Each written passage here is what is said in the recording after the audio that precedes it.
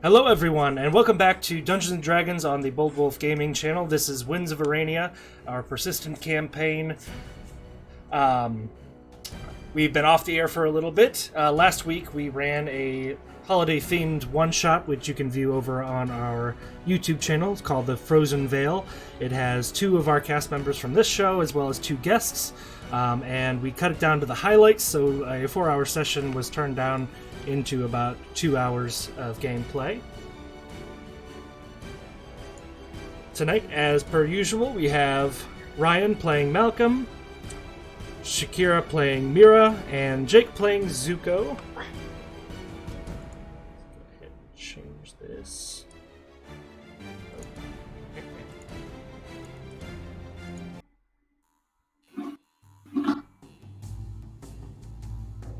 Alright.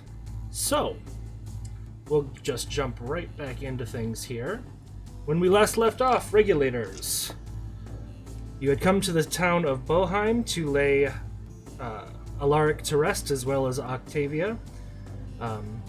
While you were there, you discovered that Alaric wanted Malcolm to take over his ranch if he so chose, if something happened to him.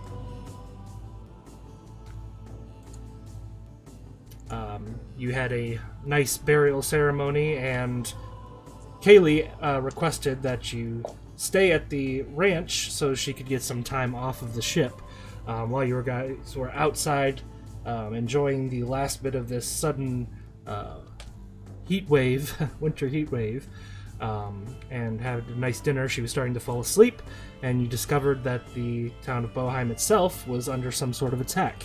When you came in to town, you discovered that members of the cult of Mantis were running wild, seemed to have lost all semblance of control or personality, and you also discovered all of the priests of Elir, the front for the cult of Mantis, had been slaughtered in their own temple by some sort of dark knight. Yeah, you defeated that knight, explored the temple, and checked out the underground secret chapel to Mantis, collected back the offerings they had taken from the people, and in the end concluded that this was Orcus's first attempt at power. He offered the cultists the opportunity to change over to his side now that Mantis was unable to return.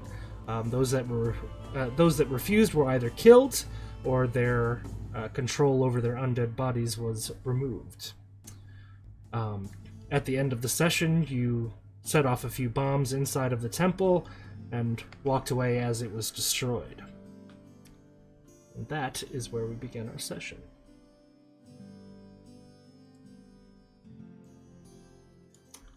Alright, so as the bombs go off and the temple collapses in on itself, you hear the hoofbeats and footsteps coming from every possible avenue into the square in front of where the temple once stood.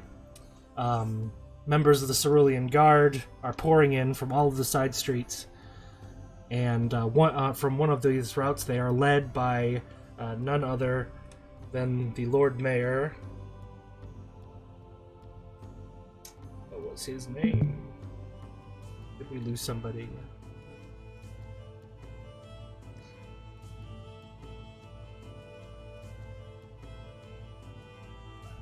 That's Enyon Argal, riding a pony, rides into the square, kind of does a circle around the back of you guys, closer to the temple. And then looks back at you. What's this about, then?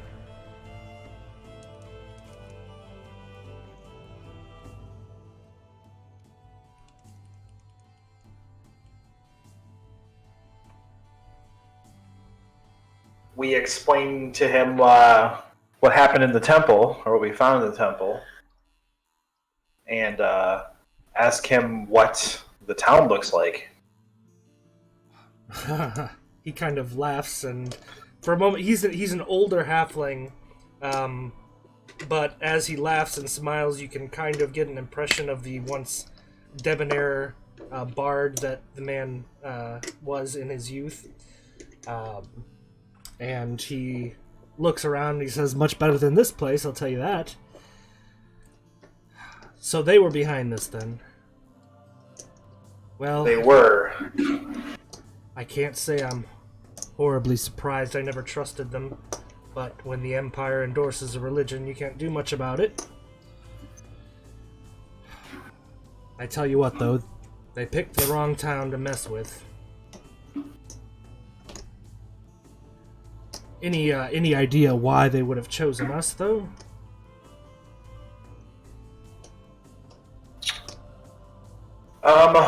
Well, I don't know if we should even.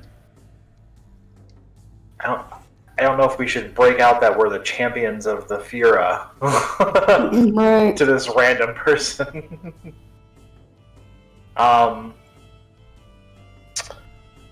Maybe just say that the person that we laid to rest today, Alaric, foiled some of their plans. So I believe it was in retribution. Sounds like a good idea. Yeah. Roll a deception check. Oh my. I'm going charismatic son of a bitch, just so you know. Oh, 13. okay, thank God. 13. Yeah. Alright. Well, as I said, they picked the wrong town to mess with. We handled it pretty well. We lost a few people, but overall very little damage. Very few deaths.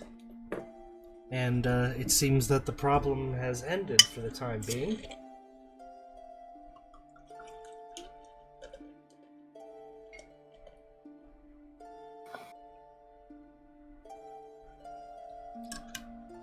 Well, thank you for your help. Definitely appreciate you cutting it off at the source. Is there anything else we should know while we go about cleaning up here? Can you guys think of anything that they need to know? I don't know. I don't think so. I mean, we took care of the Temple of the Black Star. As far as Orcus goes, I don't think they need to know about that. Were we going to give them some of their money back? Yeah, then maybe? I can't remember how much it was. Let me check my notes. 6,000, I think. Just a moment, I'll pull up the... Yeah, I think you said 6,000, and we were deciding on what to do with it. We probably decided to give up some of it, but yeah, 6,000 keep gold most pieces. of it. You guys already split that up, so that would have been... Yeah, I mean, I'll give him 500 gold and let him know that that was some of their offerings, if they want to redistribute it back amongst their people. Okay, so you toss it to him in a coin purse of some sort, I say? Yeah. He catches it and looks inside and kind of gives you a strange look. You are one of a kind individual, sir. I don't think most people would have handed that over, but I appreciate it. We'll put this to good use. Well, alright. Well, I've got a city to put back together. If we're all settled here, thank you again for your help. And if you need anything while you're still in town, let me know. Will do. He trots off, leading most of the Cerulean Guard with him. Some of them start splitting off in different directions to go deal with the various quarters of the city. And you are left alone in front of the rubble of the Temple of the Black Star. what used to be the Temple of the Black Star.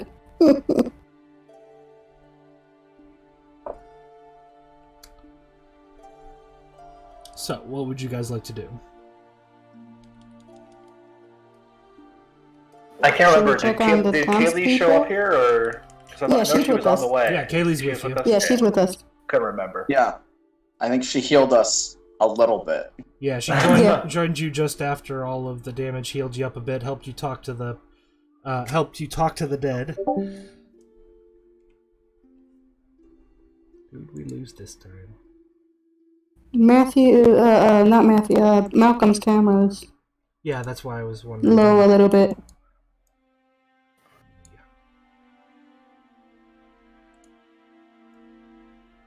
Maybe that was Groovebot leaving.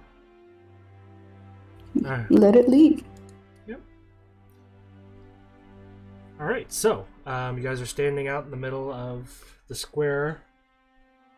The building is still slowly, bits and pieces that stayed up are collapsing in on themselves. Small fires are forming under the rubble.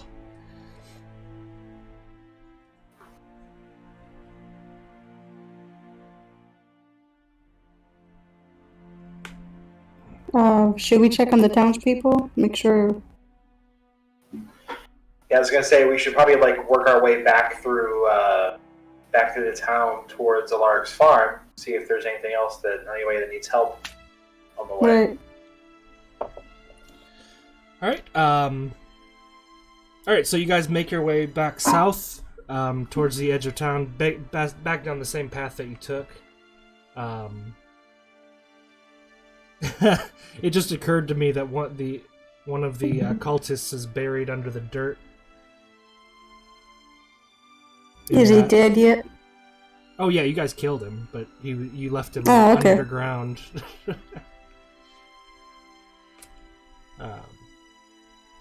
But as you go through town, you see guards are actually already starting to stack up the bodies of the cultists, and should we unbury that fucker? I mean, he'll probably come back, wouldn't he?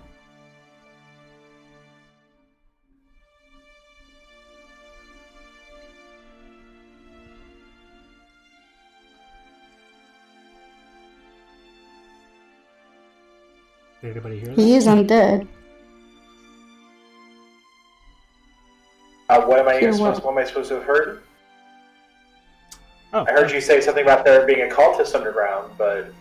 Yeah. Right, and I was asking if we should unbury him. I mean, why would we want to unbury somebody we killed? Just let him be. Because he's undead. He's already buried. I mean, it's up to you. I don't care.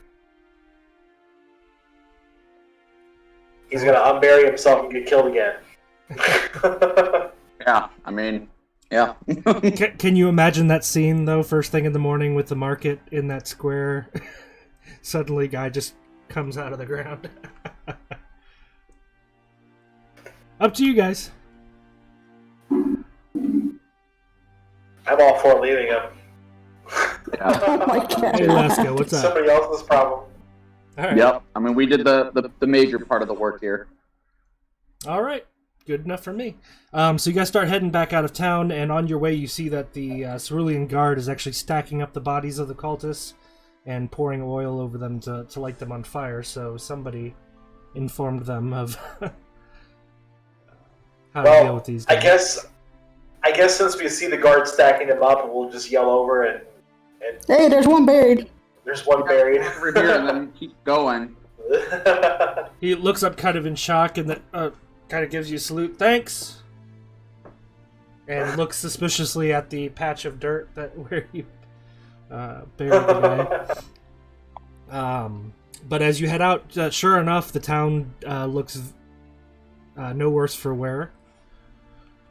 They're dealing with the bodies. You don't see any evidence of any citizens or guards having been killed along the path that you take. So it looks like the town handled the problem pretty well. Wow, that's a first. I am curious about your decision, Malcolm, not to inform him that this attack happened in several other cities in the area as well. Did think about it because he was very why did it happen here? Mm-hmm. And I was trying to think of a reason why it would have happened here. I mean, I guess just because there was a temple there. Is that what I just said? All right, so you guys, you're heading back towards the farm? Yeah. All right, so you head back down the road, not trotting across people's fields this time, back down the road. You get back to the ranch, it is exactly... On the road again. It is exactly as you left it.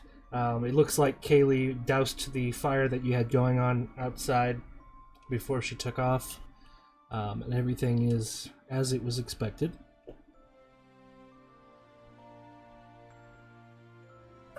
So, do you guys think we should rest up? Yes. I might ask. And then figure something out in the morning? Sounds like a good idea. Maybe go back to the Lord Mayor and be like, "Hey, so I think I should tell you." Yeah, this happened everywhere, not just here. So yeah, I guess we'll rest up in the. Are we just gonna rest up in the house, or are we just gonna throw up our tent? Up to you. Yeah, I'd say we rest in the house since it's shelter that we can use. That's literally right. Yeah.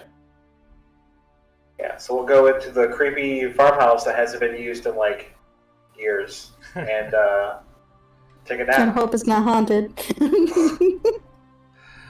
All right, so I assume you're planning on getting going at dawn? Yeah. Okay. Probably, yeah. But in the middle of the night, I'm going to screw with Zuko using the Mask of Many Faces Oh no. and transforming into a Larrick to stand over him in bed. You know I sleep with my daggers, right? All right, Gonna stab you in the gut. Zuko, I need you to roll a... We'll call that a wisdom saving throw.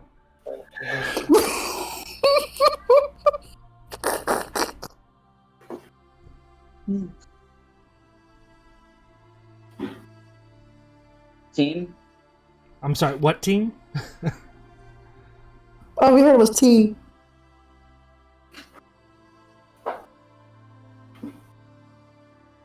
Team? Come again? Keep just getting teen. Me too. Yeah. 13, 14, 15... 16. 1-8. 1, 8. 18. Okay, there we go. All right. So he is briefly startled, Malcolm, but he quickly realizes what is going on. Do you punch him in the face? You can try. Of course. You woke me up. All right. Roll for attack, Zuko. Yeah. Now you're aiming for the nuts of the face. He is standing over you. Is that a dexterity? So it'd be a strength. It's Yeah, it's an unarmed strike. Strength. Okay. So if it's strength, it would be 10. that is a bit. All right. I Mal- catch his fist in there. All right. So Zuko, you attempt to punch him in the nuts, and he manages to catch your wrist and push it away. Heading back to bed, He's Malcolm. probably like, come on, man. Yeah, laughing all the way. All right. So. That's a bit intense. Laughing all the way. Ha ha ha. Why'd I do that? I'm sorry. God, that playlist needs to be longer. All right, so you guys get up in the morning, cook yourself a nice breakfast. Serenity actually lands in the field outside of the house, and Kaylee is already getting the cart and the draft horses back into the ship. What would you guys like to do?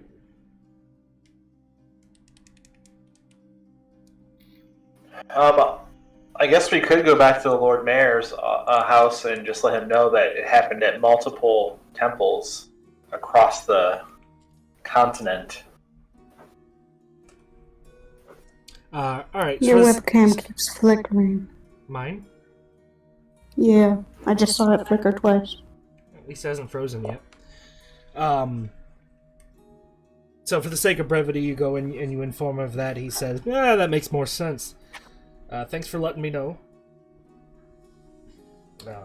I assume we shouldn't expect any further problems. I don't think so. Would hope. And Malcolm, I believe you've already made arrangements with the neighbor to take care of the ranch in your absence. Yes. So you lock the house back up. Everything's secured. The ship is ready to go. Whatever you guys want to do from here.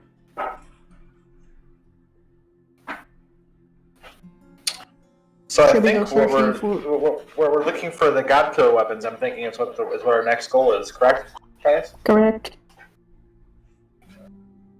Do we think we have any leads about that? We have a lead for yours. We kind of do. It's what in it's in the tomb of Klizmir the Undying. Yep. Right. Your But we don't know- great grandfather or some shit like that. Yeah, but we don't know where the tomb is. True.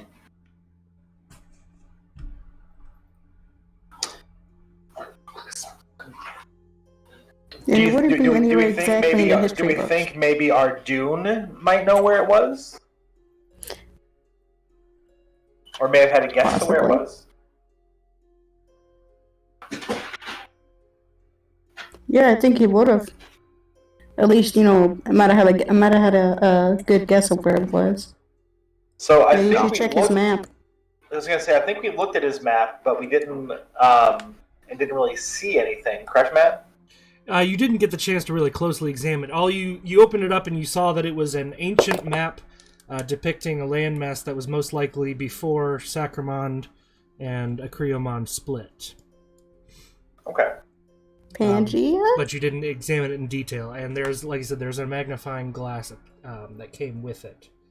Without a handle, Yes. it's just kind of like an eye. Yes. Like a map. What I was thinking is that maybe we look at it a la National Treasure, look at the map with the magnifying glass to see if anything else pops up. National Treasure. I haven't seen that We're movie gonna in look years. at the back. With invisible ink, apply some heat. Yeah. Yep. Alright, so you want to pull out the map and examine it? Yeah. Alright, so you open it back up, and as I said, you recognize some landmarks that give you the impression it is a combination of the two continents before they split. Still in it was well preserved, but there's some markings on the map, some ink that you can tell is much newer than whoever originally penned it. In fact, probably most of the markings within the last year or so.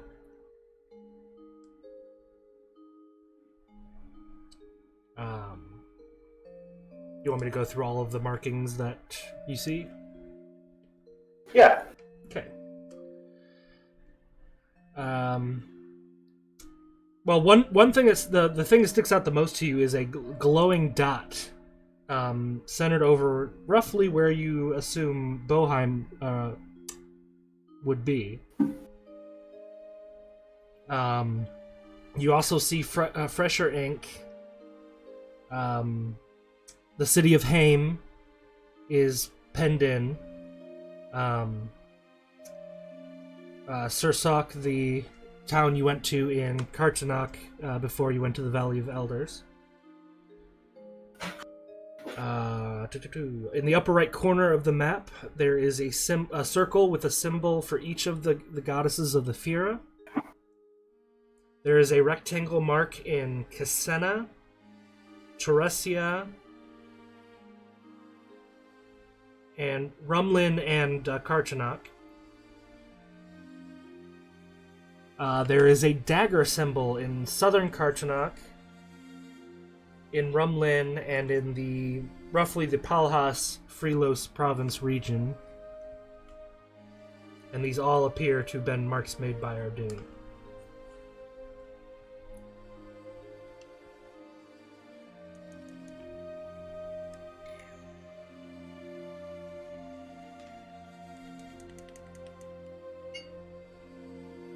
So you said it was a dagger and a triangle, you said? Yeah. There are rectangle marks in 4 different locations on the map, and there is a dagger icon written into Southern Kartanuk, Rumlin, and the Palhas region. What does the daggers mean? Do they actually mean like the weapon? Are all 3 of them that with a dagger and overlap with the rectangles? Most of them are fairly close, like within the same country. But, alright, so looking specifically at the rectangles, Malcolm, you know for a fact one is very close to where you picked up the first tablet when you were a treasure hunter, when you were forced to get it and threatened. Another one is in Teresia, roughly where you picked up the tablet as the crew of the Vestige, before you guys got your memories wiped. One is in Cassena. You particularly, Malcolm, do not recognize that location. Would you like to examine any of these with the magnifying glass? Yes. Which one? Let's look at the one in Consetta, the one I don't recognize. Okay. You put the magnifying glass over that marking, and suddenly a luminescent ink starts to spread out around that marking, and a line in a circle signifies a more specific location. And there's a note written by Ardun. Let's see. Cassena. The note says, Temple to Ovelia, built by kin of Treasurejaw, must be somehow connected to Dwarven city of his birth, currently undiscovered, presumed destroyed. A second newer note that comes in shortly after the first one forms says, tablet taken by a huntsman named Mira, and says another possible heir, ? So I'm the one that's been to Cassena? Yeah, that's the one not far from where you grew up, where you realized that you had been tricked and decided to take the tablet, possibly to sell it because you figured you were being cheated. Then the Temple of the Black Star confiscated it from you. And then you were banished from the Huntsman after being accused of allowing the creature you were after destroy a town. And now I'm being hunted. So it's safe to say the rectangles are where the tablets were located. Correct. And retrieved. So I guess I'll go over one of the dagger marks, maybe the one in Rumlin with magnifying glass. Okay. Let's see. Okay, it's same thing. Luminescent ink spreads out across the page and circles in the area north of Lorum Sor, your hometown or home city. And it has a note that says, deep in the swamps north of the city, palace and northern parts of the city of Earsmore may have sunk into swamp.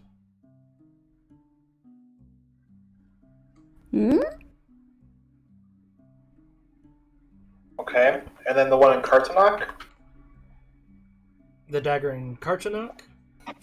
Yep.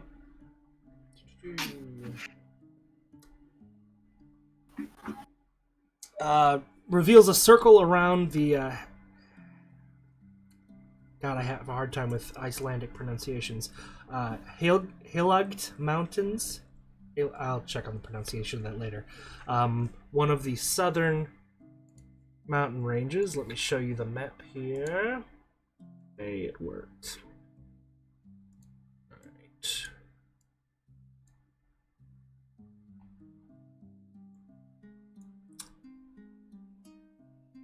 Circles this mountain range here.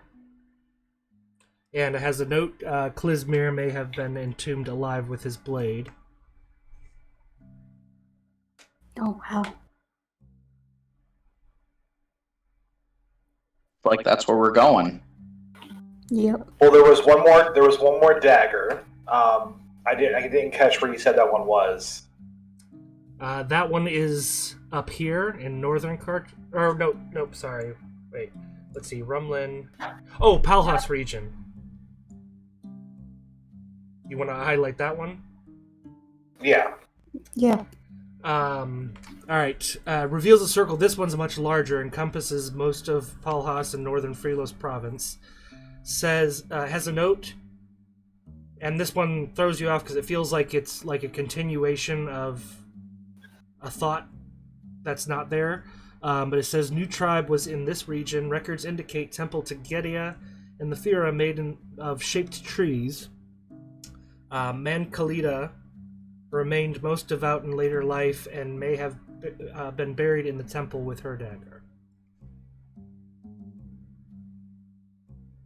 Okay.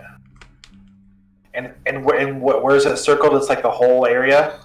Of Palhas, yeah. Well, Palhas and northern Freelos, so down to here and up in this range. That's as close as he got, and he got a description of the temple. He had not tracked down a precise location yet.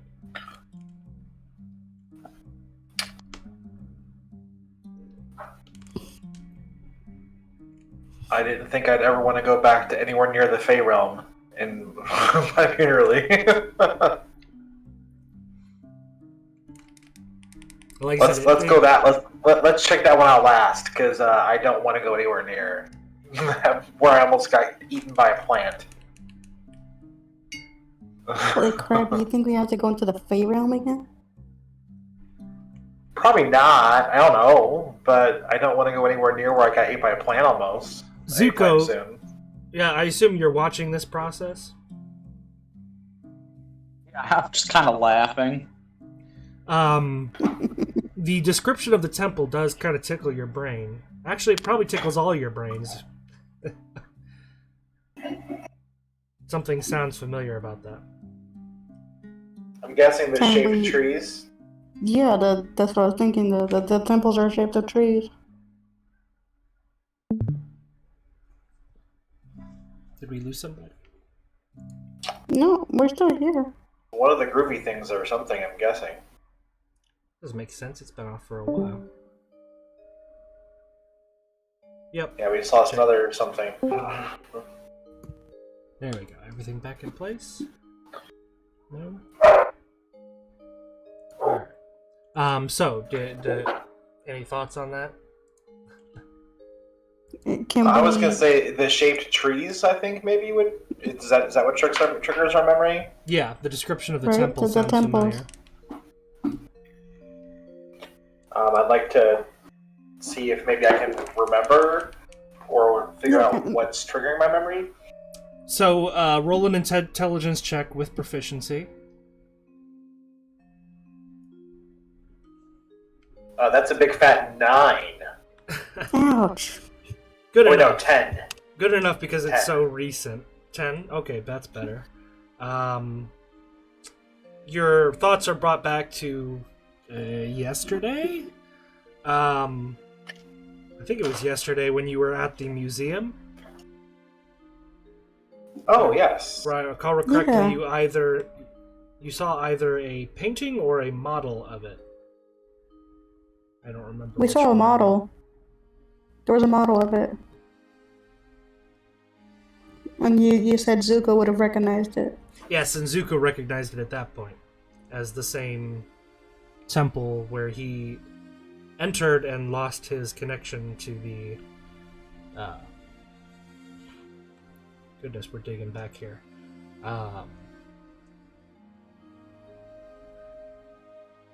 Cormanthor Gasay.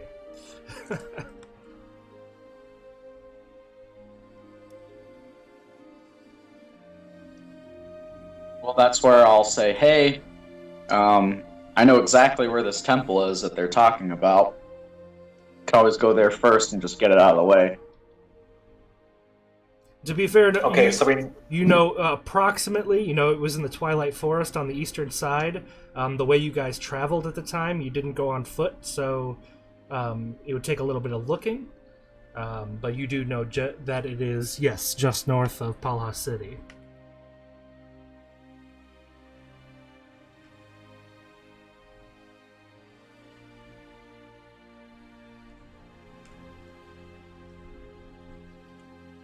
So we know pretty much where that one is.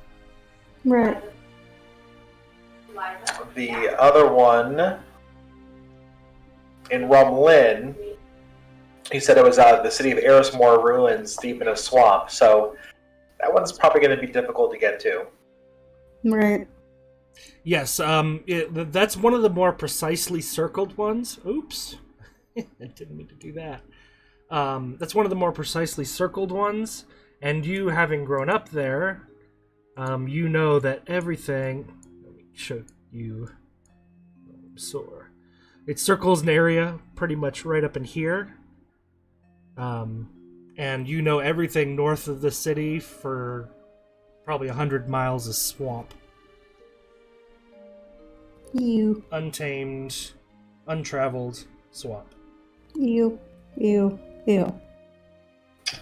So do we want to go to an easy-to-find temple, or somewhat easy-to-find temple, a untamed swamp, Or the mountains. or to fight an undying giant?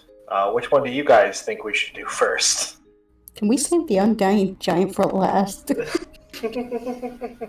He's scary. I vote that for last, for sure. Come on, guys. Where's your sense of adventure? The bigger they are, the harder Sorry, they I fall. almost died the last fight we were in. He never fell.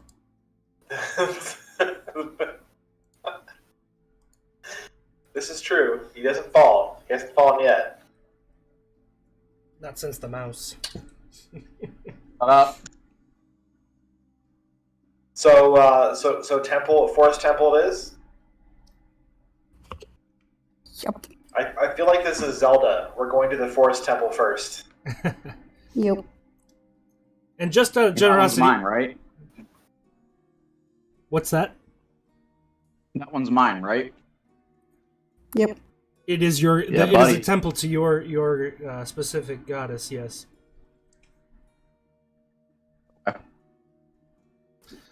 So just as a side note, as you guys are making plans, are you guys doing anything about the awakening of the vampires?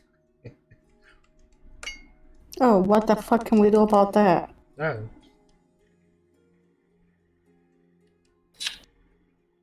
So I kind of forgot what that was all entailing. Okay, so just a recap. You were shown a vision by Alexandria, and you were shown one very ancient vampire, it seemed, being resurrected from an obsidian casket. You caught his name inscribed on the lid. He was being resurrected by what looked like cultists loyal to Orcus. You did not get a precise location of where this was happening, and Alexandria said it's probably going to happen within the next few days. And the closer it got to happening, the more of the vision she would receive. How are we supposed to find that fucker?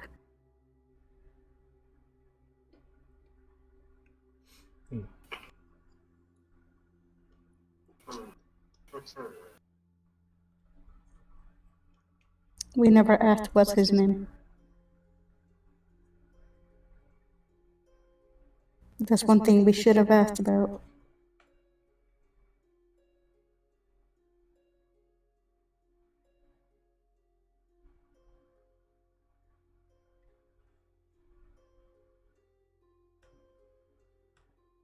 And don't forget your other source of reliable information.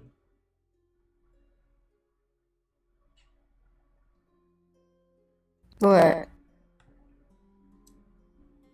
Archives of Udal. Oh yeah. Is there one in town?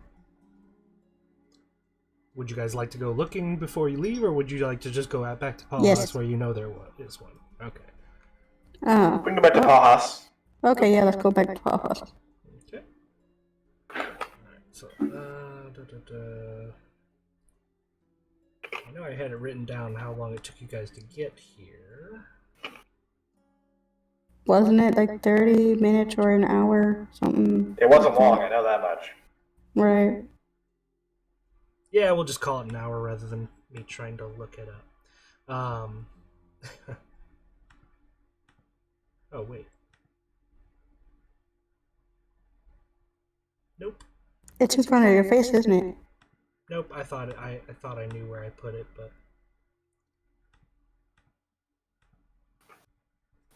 Oh well. Oh, wait, yeah, there we go. Hour. That was correct. Told you. Alright, so, alright, so you guys hop back on the ship to take off back for Palhas City, landing outside the city and walking in, or going to the tower.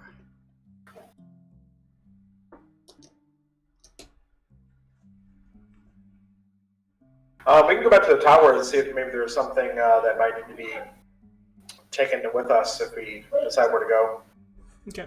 next. Alright, so who wants to pay the docking fee? I'll do it. Okay.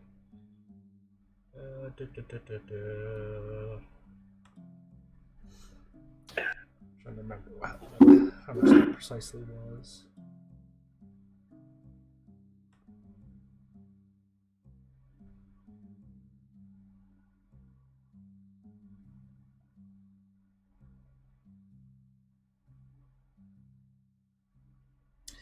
Docking fee for... I believe that was for a week. Or a day? No, that was a day. 10 gold pieces. Unless you want to go for the hourly rate. What do you boys think?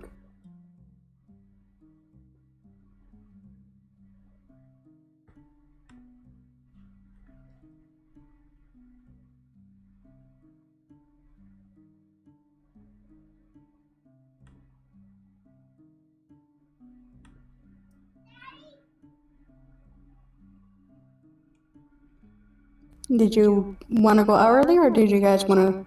Just pay for the whole 24 hours. I would say just a full 24 hours, because we don't know how long we're going to be staying here. Okay. Right, Yeah, so I was minus Stay there 10. overnight.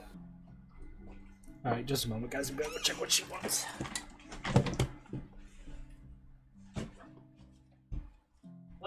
Well, he did say that 10 gold pieces was for the 24 hour, right? Yeah. Okay, so yeah. Done.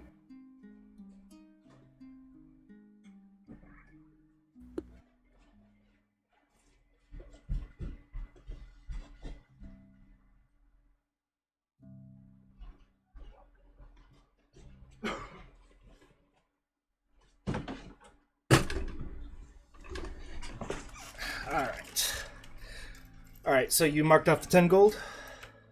Yep. Alright, so you guys are docked at the tower. Got a whole day covered.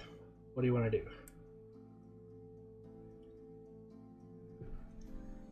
I think the whole reason why we came here was to go to the archives to look up the vampire's name, correct? Correct. Alright, everybody go in there with them? Anybody got side business? I don't think I have any side business. Okay. Welcome. Sorry, what was that, Jake? I'll follow. Okay. Unless the Jarl needed to see us for something. I'm not entirely sure if he did. You haven't We can check received with him next.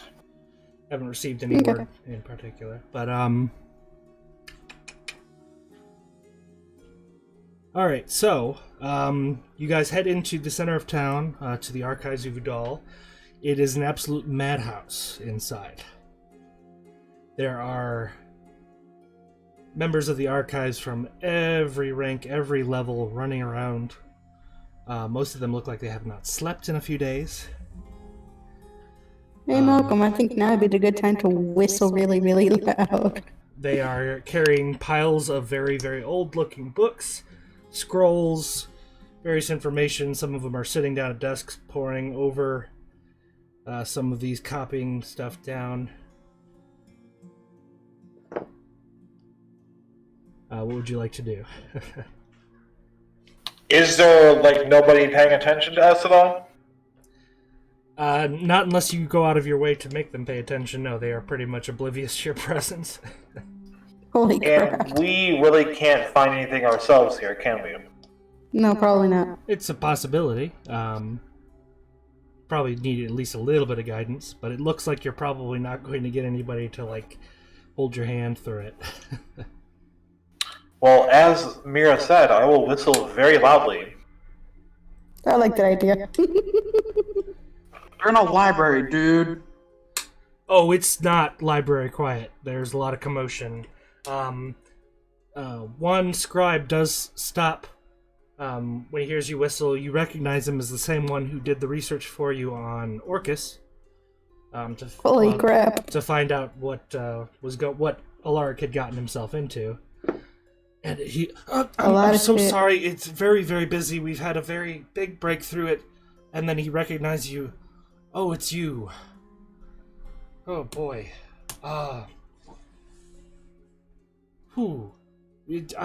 Your friend isn't here. That's unfortunate. We've uncovered some interesting information. What I said was myth last time. Maybe not true. We're uncovering a lot of stuff. You should really have him stop by when things have died down a little bit. Want to see if there's any way I can help any further. But we are very busy today. What do you need help with? Well, that's going to be a little bit hard because he died down. And Dude, just drop the news like that. Well, at least he didn't say, oh, well, we had to kill him. True. Oh, I'm sorry to hear that. What's wrong with you? I say he did. I hope he was able to deal with... And he kind of points to his chest before he, And he kind of trails off. Yeah, we were able to clean his slate. But yeah, we know Orcus is real too. Is all this commotion because of the temple here in Palhaus last night? He looks confused for a moment. I'm not sure what you're referring to. No, this is because of the arcs of forbidden knowledge have been opened. Knowledge that's been sealed away from us for thousands of years is now in the open, and we're all being forced to reevaluate some of our assumptions. You're welcome. What can we say except you're welcome? But, yes, we're trying to dig through, translate, transcribe, understand what all of this means.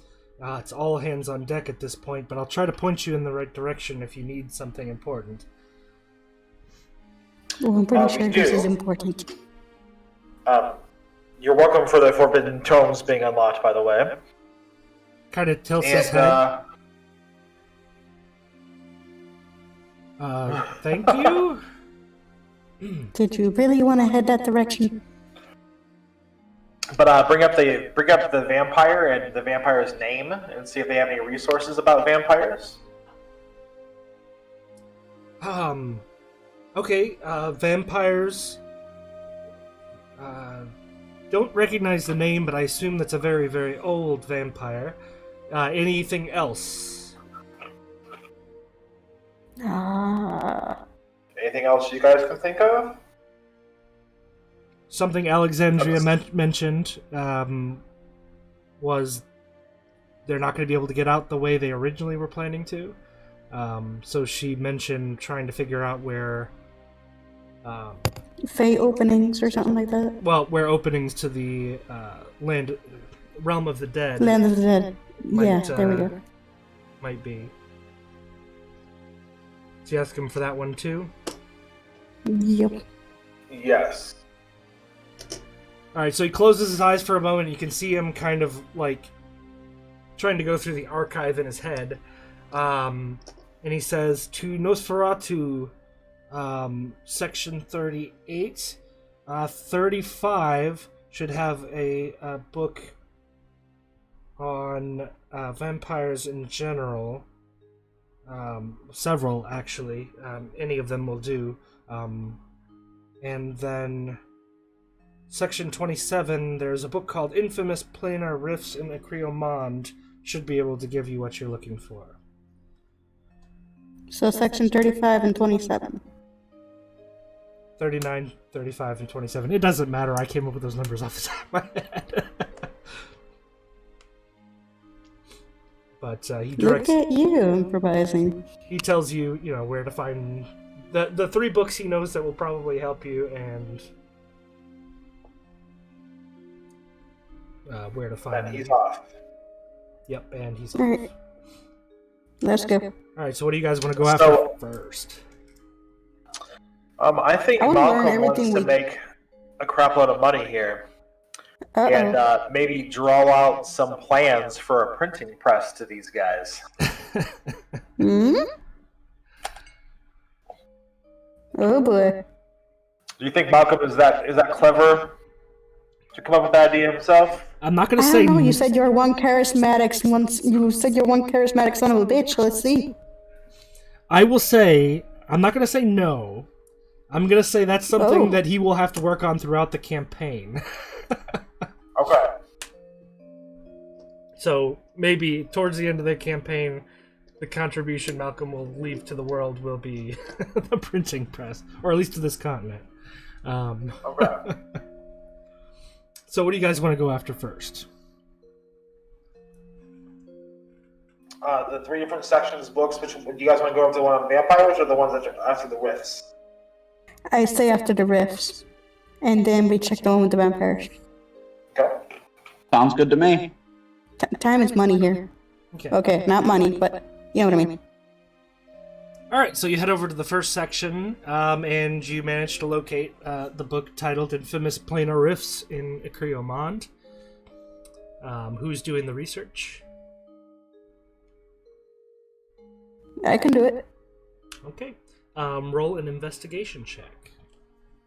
Okie dokie.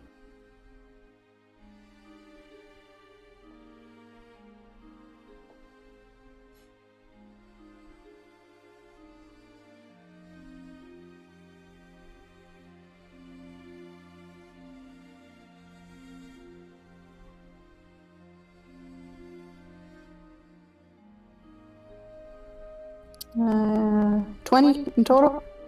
Nice. Okay. So you skim through and you find a section that specifically mentions rifts going to the realm of the dead, ones that act up. You do see that the fort that you guys pass through on your way to Freelos is documented as one that specifically is a weak point between the ethereal realm and the mortal realm. But the next one that sticks out to you, about 300 miles east-northeast from Palhas, is called Sinsol Vale, also known as the Sunless Valley. It is a valley, and there's a fort there called Fort Solus that specifically keeps all the undead creatures that tend to pour in from the realm of the dead from getting out into the rest of the world. And it is active every night from the mortal realm perspective at midnight. Hmm. And anything that is... So I relate to them what I found.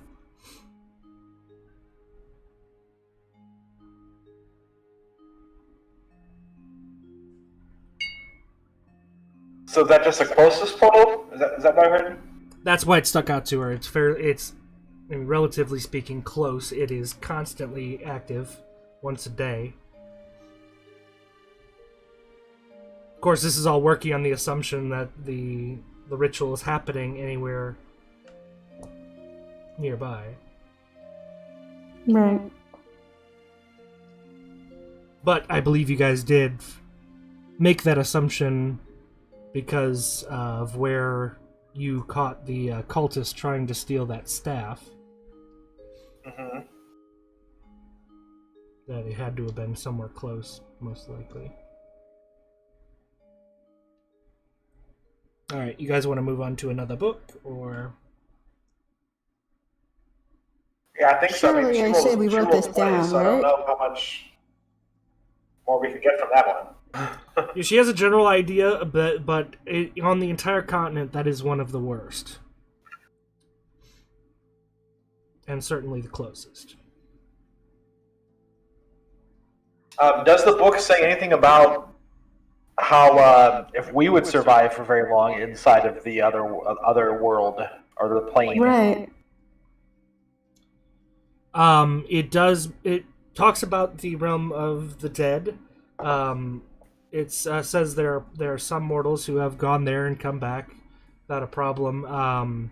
It is a very dangerous place, very unpleasant, and it mentions that time there passes slower.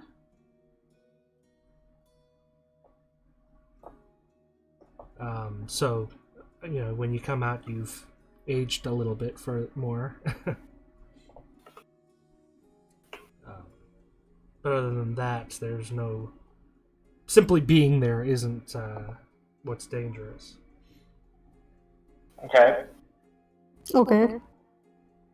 What would be dangerous? Like I said, The stuff in there? Yeah, the stuff that lives there.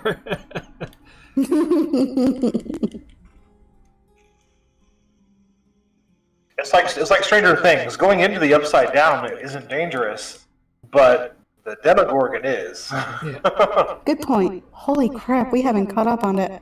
Mm-hmm. Matt, we need Netflix back. So, what do you guys want to do?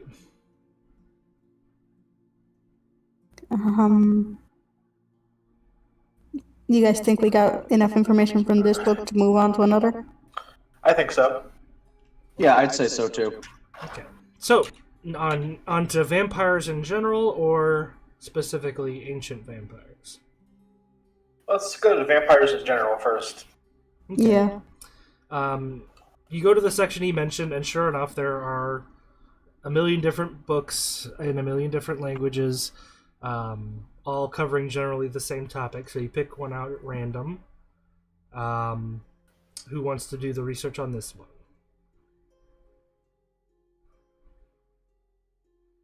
You guys I want me guess to I keep on can. rolling, or do you guys want to do it? Zuko volunteer. I can. All right, roll investigation.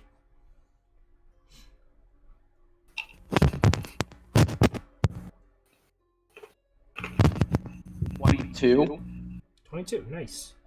All right. Ooh, that's good. All right, so you actually... this one takes some time to read because of all the valuable information, and you're trying to absorb it. Unlike many other forms of undead, vampires are exceptionally fast and strong. More so the older they are, or the closer to the original vampires they are in the order of conversion. It goes into a bit of their anatomy. Vampires have sharp, retractable bones in their wrists that allow them to slice open a victim's veins and either siphon the blood directly through the bone or simply cut open the artery and feed off of the spray. A vampire bite is not for feeding, but to spread the vampiric germ and create new vampires. Over time, vampires develop many arcane abilities, usually under the school of blood magic. The most common being their ability to charm living mortals into their service as long-term meal sources and or servants and bodyguards. Many powerful vampires have been recorded to have telepathic abilities and even transform into several nocturnal creatures. It goes into some of their weaknesses.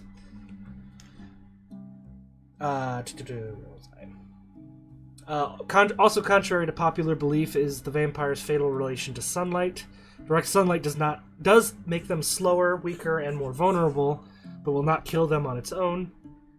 Many more powerful vampires do not have this concern, as they are able to shroud themselves in magic darkness. A wooden stake of holly or any fey or celestial tree are powerful weapons against them, as well as any silver weapon. Holy water will also weaken them temporarily. When a vampire's form on the mortal realm is destroyed, the vampire is not truly killed, but sent to the realm of the dead. Some reports indicate that a vampire can be trapped in said realm by being staked to the bottom of a coffin or sarcophagus with a stake of silver or one of the earlier mentioned woods. Sounds like I'll need to take out my silver sword again. Well, you have a sword that does radiant damage, so same difference. Oh, okay.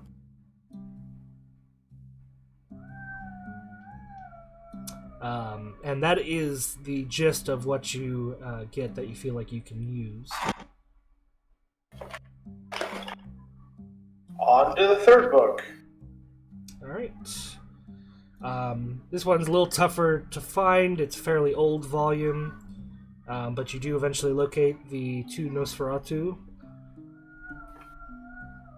which is a book about the history of vampires, specifically the most ancient of them, the originals. Who wants to do the research in this one? I will, since I haven't done one yet. Okay, roll your investigation.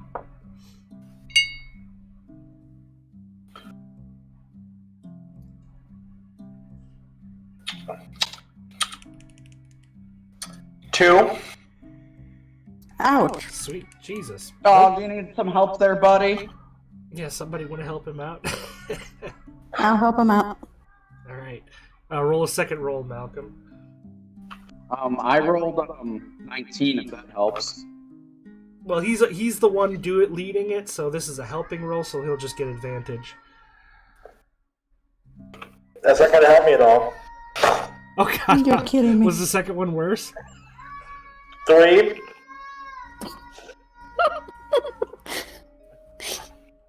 I don't read good. Alright. Well, Make things go boom. This is reading. I learned my smarts from the streets, not from a book.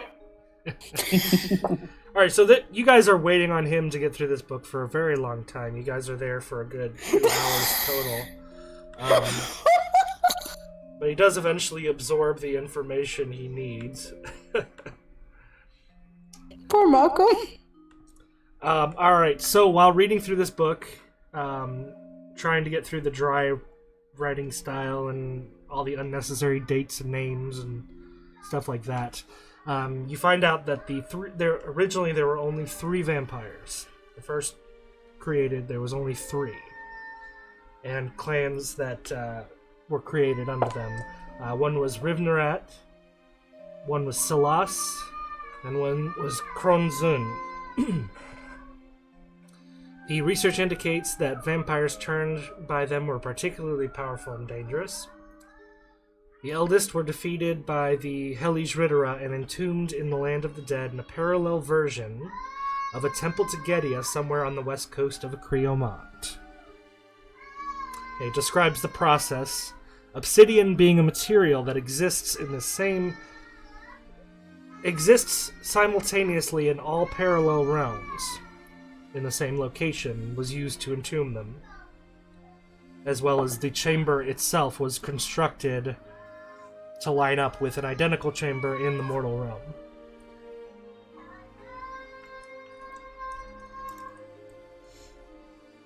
You said the temple to Gedia? Mm-hmm. On the west coast of Creomont. In other words, Palhas, Freelos, and Teresia. But as you can probably guess at this point, there's a connection to what you guys already know. Isn't that the same temple that we were talking about going in the forest? Yep. Sounds like it, based on the description. Wow.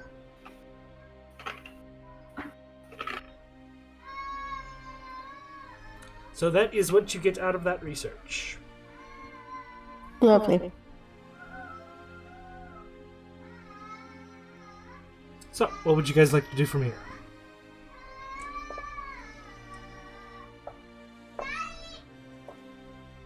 Are you guys thinking we should go to the temple, or should we do some other stuff first?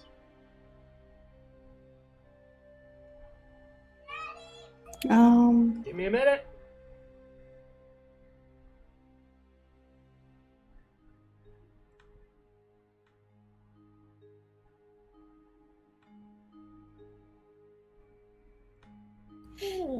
Temple, maybe.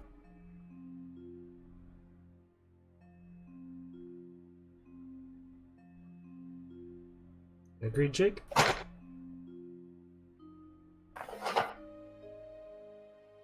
Do you guys need to pick anything up from the shop at all or anything, or? Like what? I know you guys. Does Jake need more arrows? Yeah, he was jammed Oh, up. I think. He was jammed up his... There you go. Y'all good? Oh, did you hear me? No, you were highlighted, but we weren't hearing anything from you. Phone froze. Oh, okay. If we're going to be dealing with vampires, we want to get some type of cure or preventative or whatever, so then that way we don't have like another quest to cure somebody from vampirism. Good point. Or are we just gonna make like garlic armor or something? I don't know. That's hilarious. So vampirism in this world, Mm-hmm. does it make people stronger, faster? Well, according to the book on vampires, they are faster and stronger than the Do they average heal person. faster? I'm not 100% on that one. Because I mean, I'm already not going to age, so maybe I want to get bit. Oh my god. Maybe you do. I mean, did the book outline anything we could do to prevent getting the vampiric gene? Not get bit. Yeah, avoid Besides- vampires. Great advice. Let's do that. Although it did point out the fact that conversion is fairly rare. They only do it at specific times when they need to shore up their numbers. Most of the time they'll just kill you or glamour you. She's gonna wake him up. I know, we're going to go into break in a second. So, alright, well, on that note, we'll go ahead and take a short 10-minute break, get some things straightened out, and we'll be back then. Alright, thank God you. damn it. Go back to bed. Lay down. Come on.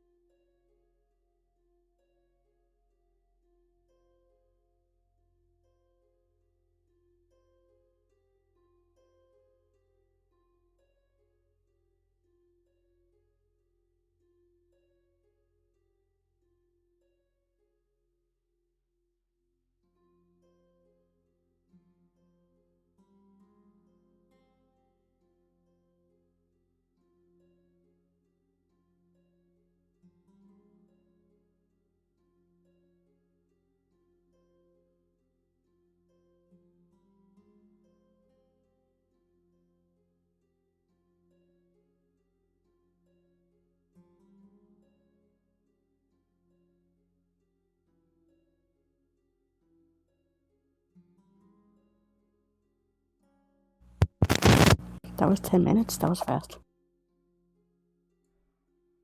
All right, and we are back. So, to answer your question from before the break, Malcolm, the book did mention some ideas about prevention. Said none of them are confirmed. Many people believed drinking holy water would increase your chances of not being transformed. The book warned, though, that most prevention measures are kind of pointless, though, because the process of turning you into a vampire, even if it's not successful, you're still dead. You have to be reduced to 0 hit points. So kind of like injecting bleach to fight the coronavirus, is what you're saying. We think alike, because I was just about to say that.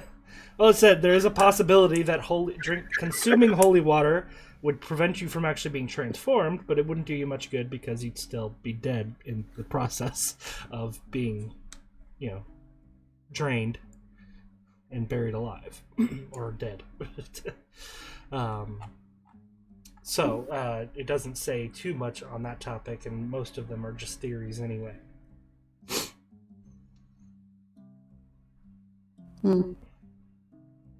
But their main weaknesses: sunlight does weaken them, silver, certain woods.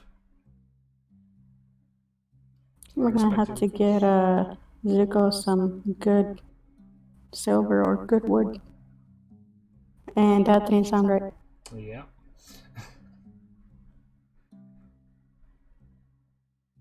So I'm shutting up.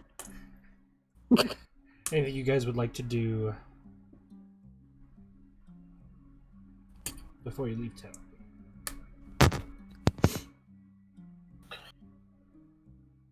Do you guys want to pick up some holy water? Yep.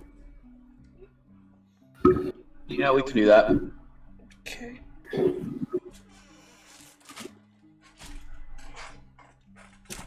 And also, there were some stakes that they were talking about with various metals. Is that something we could hunt down in town as well? Oh, easily. Yeah, I was kind of wondering about the same thing. Honestly, some of these woods are used in furniture, so you could easily go and find some wooden stakes. Just ask for table legs to be sharpened. Not attached to Just a go table. into the store, find a chair, and break it off, and look at it and say, looks good.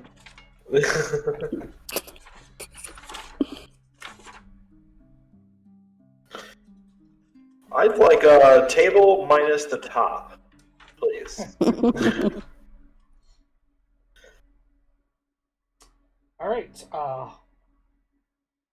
Holy water is 1 gold piece of vial.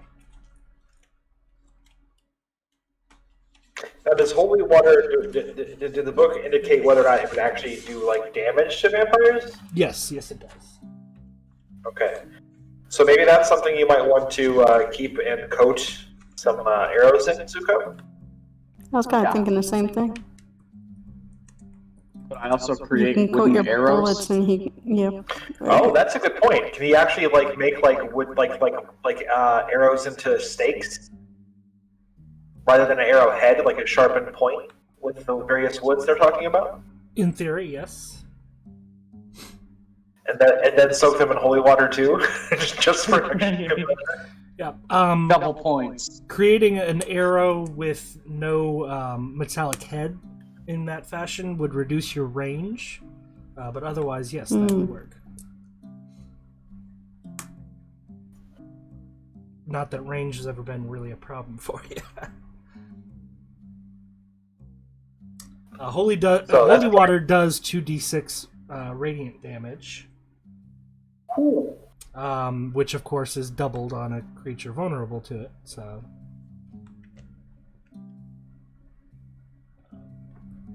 is there any way to soak my bullets in that? I was kind of thinking the same thing. Would it? Or is there a metal that does similar Radiant damage? damage. Bullets out of Silver.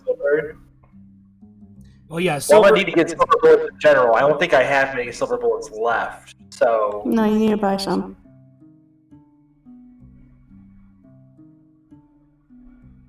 Okay, so you're wanting. Yeah, I want to go hunt down some silver. I don't necessarily need like the bullets themselves. I can just I can make the bullets. I just need the material. Raw silver. Okay. Well, yeah, the raw silver and the shape of the balls, preferably. Although I think our workshop has the tools to make them fairly easily from the silver. Correct? Yep. Yeah. So yeah, I'll just look for raw silver then. Alright, just a moment. Enough to make like 100 rounds.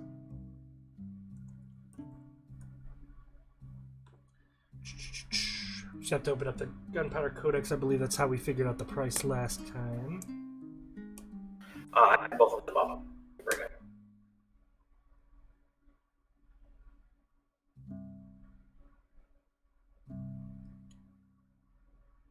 Weapons, where's ammunition?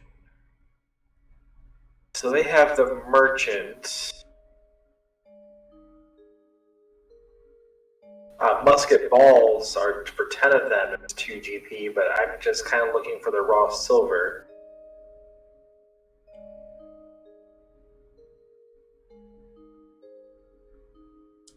Take the musket balls price. Yeah, because that's still 187 gold pieces. Oh wait, nope, that's firearm crafting. Musket ball, 2 gold pieces. Like, how many musket balls would I be able to shape out of, say, an ounce of silver? I think we figured this Or we out. have I think we figured out a silver coin. In theory, if you just melted down a silver coin, you could get 3 rounds out of it.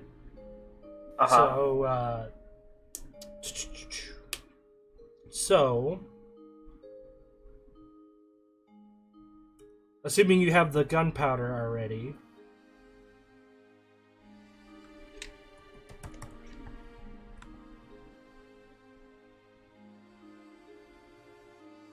That would be 1 silver piece worth of silver for every 3 musket balls you want to make. Okay, so if I want to make 100, so we'll just call it 33 silver pieces? Yep. That'll do. Okay. So make sure you have in your inventory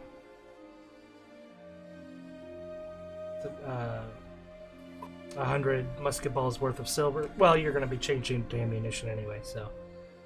Yeah. Let me just, I'll put it in my other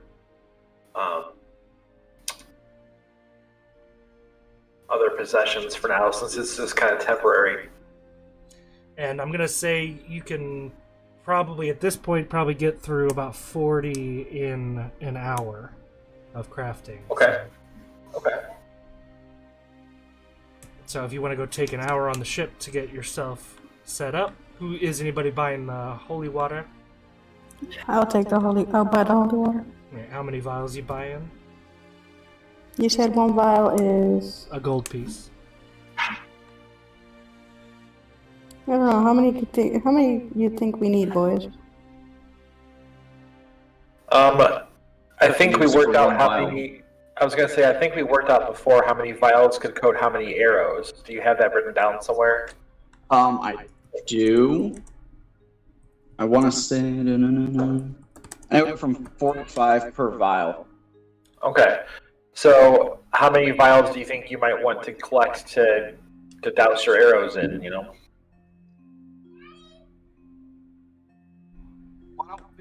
God damn it, this child. So that way I have a couple, if I need to throw them, I can just throw the whole thing. I think you cut out a little bit whenever you were saying something, because I didn't hear what you said. 5, in case I need to throw one. Okay. All right.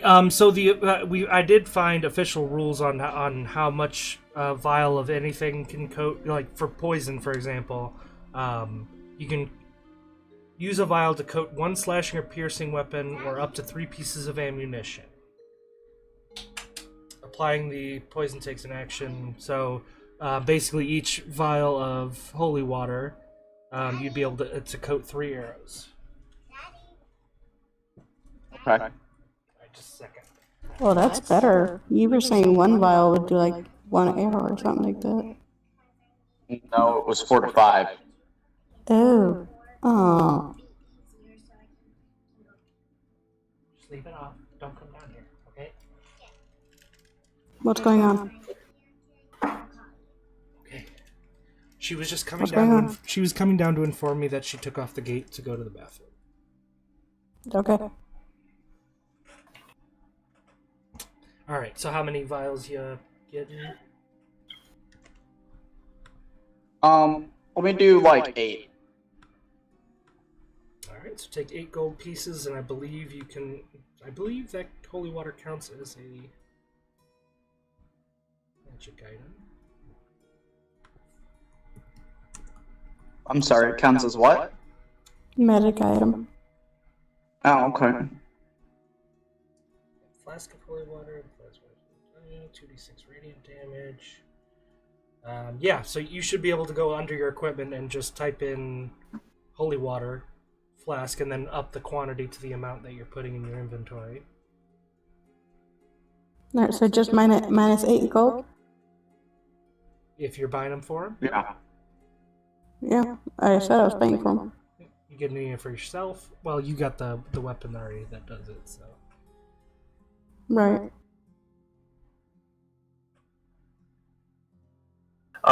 Not necessarily this trip into town right now, but did you have a list of those tattoos and stuff that you were talking about before, Matt, or are they in like a different book I can look up? I have the document saved somewhere. Actually, in fact, I believe I put the link up on the Regulators page. So Okay, I'll search for it. Yeah.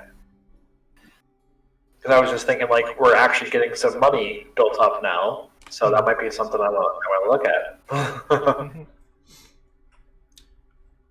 Adventures and shopping.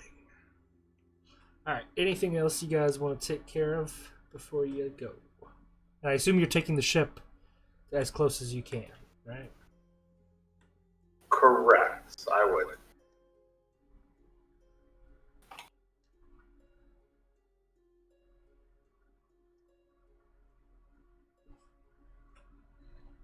That is a super awesome bonus on your guys' part because traveling in the airship doesn't count against your travel time for the day. Ah. Cool. How long of a trip is it? I'm sorry, what's that? How long of a trip is it? Well, based on what you know about the local area, the closest location you're going to get to it is Hunter's Shade.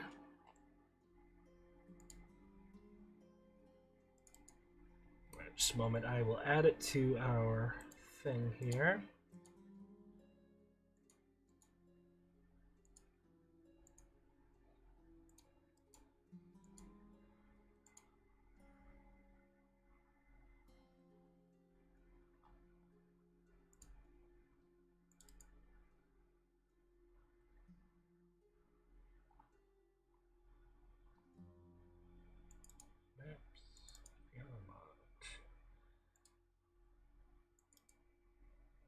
There we go. All right, yeah, so closest... Let's zoom that out a little bit. Oh, I can't zoom it out. All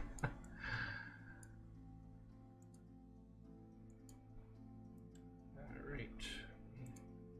Try it this way. Oh, there we go. All right, so you guys are here. Hunter's Shade is the closest to that portion of the forest that you're going to get, and that's just a hop and a skip in the ship. Basically 15 minutes at most. Okay, so I guess I'm gonna sit in the workshop and work for 2 hours in general. Okay, so yeah, the ship gets you there, and you continue working in the workshop for a little bit longer.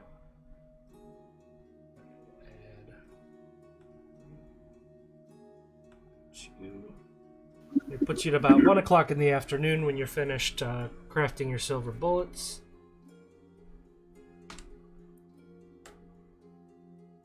Yeah, I don't think I had how many I had before, but I knew I was getting pretty low, so I'm just gonna say I have 100. And Zuko, of course, just keep in mind to let me know whenever you want to coat your first 3 arrows, so you don't spend your first action of in a combat. Oh, okay. I'll say it stays on there for a few hours before it wears off. But every time you want to do that, mark off a flask of holy oil or holy water, and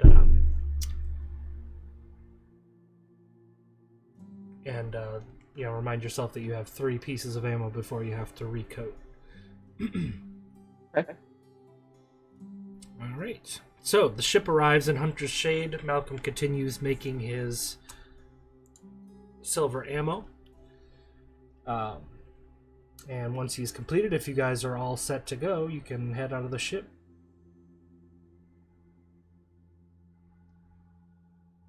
Okay. All right. So you step off the loading dock. Are you having Duskchin wait there, Malcolm? What do you guys think? How long do you think we're gonna take? I have no fucking clue. Well, Zuko, from memory, believes that at the very least the temple is about 4 hours walk into the woods. Again, he's going off of rough information because they traveled by teleportation, but he has a general idea of where it is.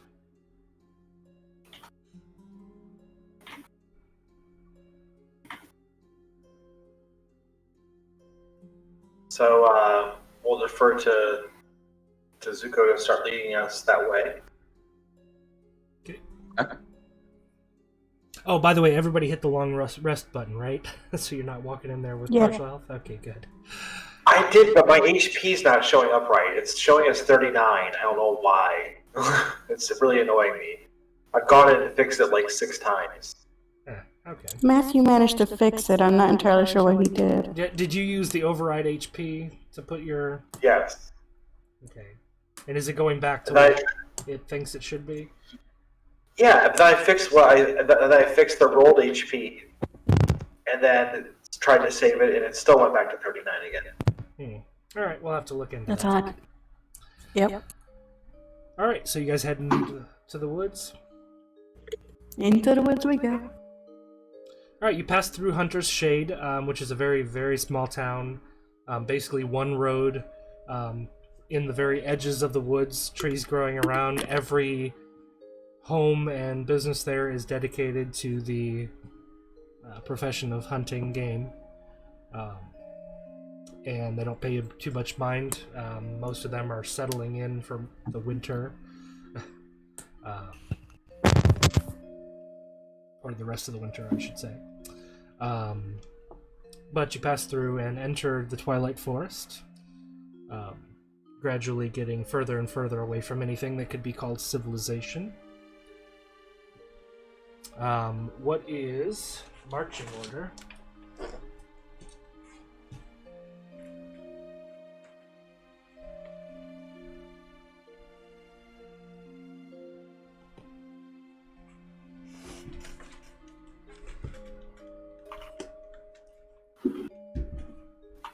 I will be last, like normal.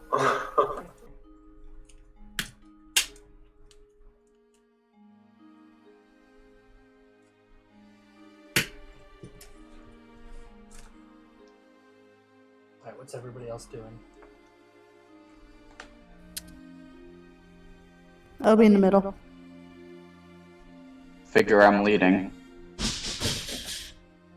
God damn it, this girl. Zuko, Mira.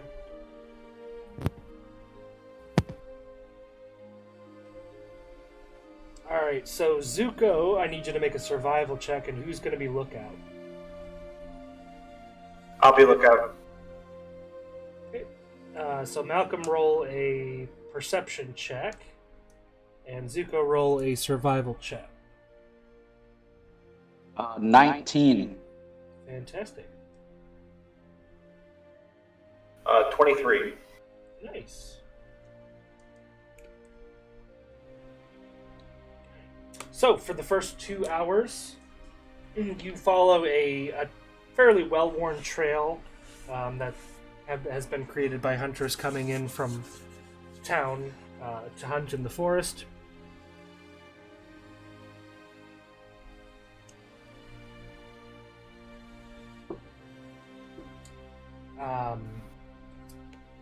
And then you, at some point, Zuko stops, kind of looks around, tries to get his bearings, and directs you westward off of the path. So go ahead and roll those checks again.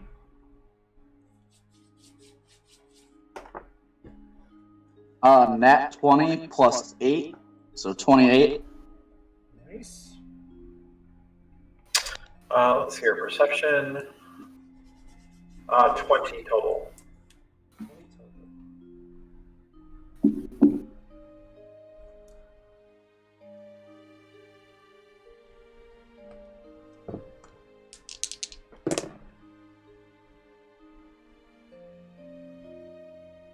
Okay. So over the course of the next 2 hours,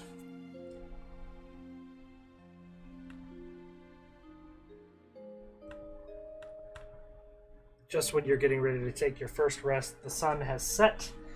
The forest is dark.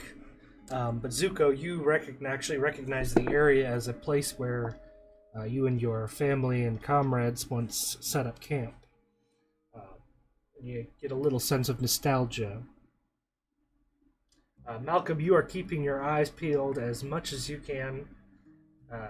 I assume you're using the goggles once the sun set. But over the course of time, you can't shake the feeling that you're being watched. You're constantly looking around trying to figure out where the source of this feeling is coming from, but you don't see anything. Not creepy at all. Not at all.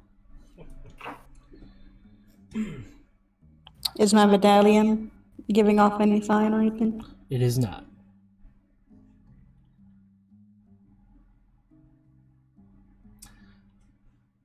Malcolm, just as you're getting ready to express this concern to the rest of the party, a figure moves just at the edge of all of your dark vision in front of you and blocks off the direct route that you're going. A cloaked figure.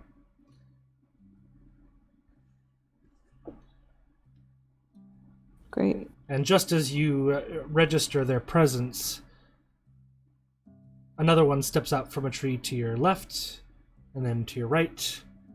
And if you take a look back, you see one blocking off the path behind you, and then several more take position in between those. My guns are drawn already. Yep, my sword's drawn. Alright, well, at exactly the same time that you draw your weapons, you notice every one of these figures draws a bow. And begins closing the circle.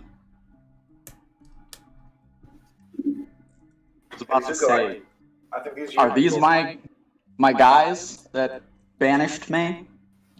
I think so. Roll a perception check.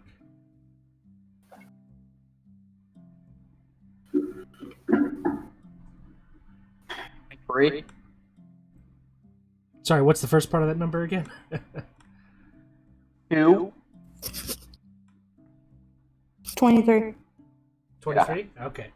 Alright, so yeah, sure enough, the figure directly in front of you, Zuko, you just catch the glimpse of facial features under the oversized brown hood and recognize the face of Mirren, your adoptive father.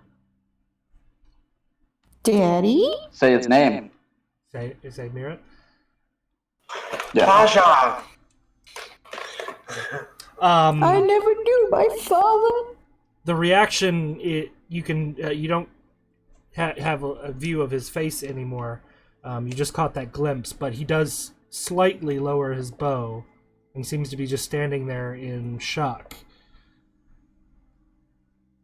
And a few moments of silence later, Iron, your Mirren's son by birth, your brother, essentially, calls out from your right, Zuko? And you hear snapping of twigs as he runs forward. Before you can even react, has you wrapped in his arms in a bone-crunching hug. Aww. Is this the part where you show you can't breathe? Yeah. He lets go, kind of gives you a little bit of a shove. You always were a little bit weak. Zuko, what the hell are you doing here? And Mirren at this point is still just kind of standing there in shock, but lowers the bow and brings down his hood.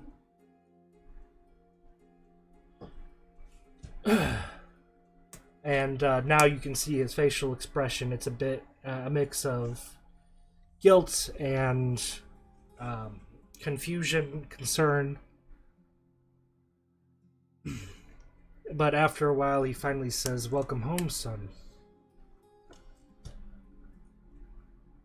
And he signals to the rest that it's okay, and they lower their bows and they come in closer. Now you got a full view, all of them wearing a similar outfit to, similar cloak to the one that Zuko's worn since you first knew him.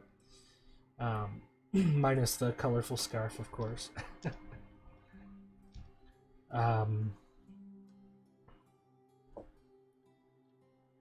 These people friends of yours? And he points to the rest of the group.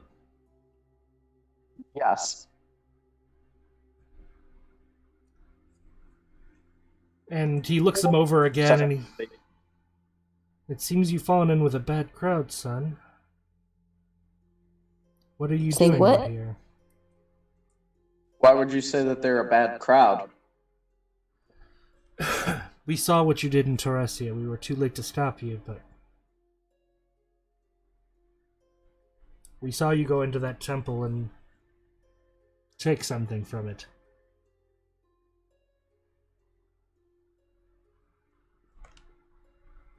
You know what, let's, this isn't a conversation to have in the cold and the dark. We'll take you to our camp. And they all kind of flank you guys and walk you over about another 15 minutes away. And one of the members of this group shoots an arrow with a rope attached to it up into the tree and then yanks it, and a rope ladder falls down the side of the tree, and you're directed up into a circular platform that is attached to the trees. And once you get up there, you see that there are more on the nearby trees, creating a kind of precarious camp in the air. Okay, that is wicked cool. A special brazier is lit. You don't see any material inside, but once sparks are flicked into the brazier, it lights up with a kind of light blue flame that gives off a lot of warmth and much more light than a flame of its size should. But you notice that none of the light reaches the ground, and very little of it reaches up into the canopy of the trees, but it spreads sideways to give the entire area warmth and light. Okay, that's even cooler. Yeah. Yeah. You guys have been traveling for a while. Here, have some food. And a pouch is passed around with nice, large, thick pieces of venison jerky. And everybody takes them out and sits down for a meal.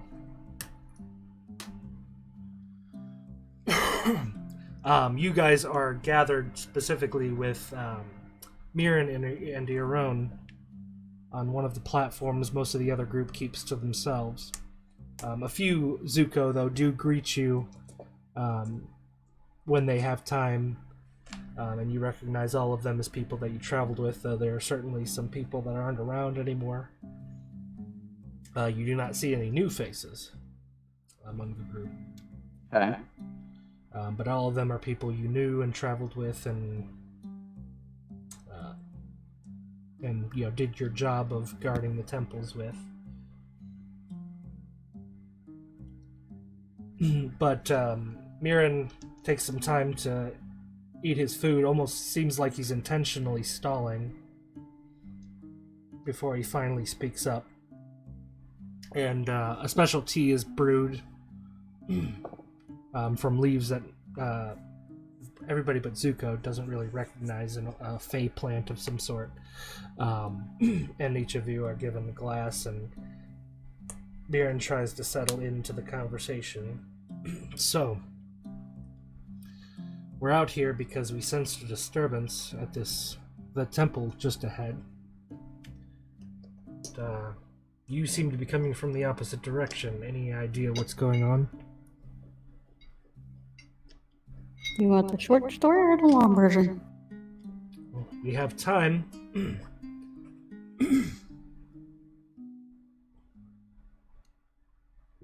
I'm not going Got to care to elaborate. Should we tell him who we are? I think so. I think he will understand better if we tell him. I mean, Okay. it seems like they might already have an inkling since we left the Temple of the Tablet, and only the champions could collect them. The fact that he considers us A bad eggs, crowd. though, a bad crowd. I kind of want to, yeah. So, what are you telling them? Bow before your champions. No, I'm just joking. I guess we'll go into like the details. Yeah, I've made mistakes, but us as a group, we're trying to fight the battle for the better good. We stopped Mantis from coming back. Yeah. Alright, so you guys kind of give him an overall story of everything, pretty much from when he saw you guys breaking into the temple in Teresia, and try to explain some of the details to him. He sits patiently and listens, occasionally showing small signs of recognition. Well, it is reassuring to know that what you took from the temples was yours to take. I never understood much about the story about Mantis and the champions or any of that. I've only caught glimpses of it and murals on the outside of temples we've guarded. I suppose now I better understand why the elves left. Excuse me. I always Matt, you thought... alright? Yep, just getting that catch in my throat again. I always thought they were superstitious, but I suppose there was some truth to it. Well, Zuko, it's a relief to me that you found a purpose. Never wanted to have to leave you behind, and was always concerned about where you would end up. But it seems the universe had plans for you after all. Suppose that explains why you were drawn into that temple in the first place. With that incursion. If you truly are the champion of Gedia, then perhaps there is something inside there that belongs to you. Yes, we believe there might be. Well, alright. We won't stand in your way. This seems to supersede our jurisdiction, but I am still curious. We sensed something going on here already. What did you sense? Well, an incursion, an invasion, not seemingly on this plane, but we are spiritually connected to these temples, and when something's going on inside of it that's out of the ordinary, we tend to sense it. You said inside? As far as we can tell, yes. It generally isn't triggered unless something happens inside. Okay. Is it happening anywhere else or just here? Just here. Okay. Do you think we're too late? I hope not. Too late for what? I don't mean to pry, but it is our entire job to protect these places, as difficult as that is to do from the outside, and you can hear some frustration in his voice at that. But nonetheless, I would like to know what exactly we're facing here.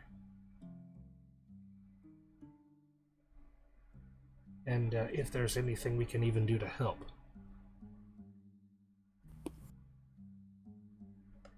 I mean, you guys supposed to tell them we think there's vampires there? Yeah? Yeah.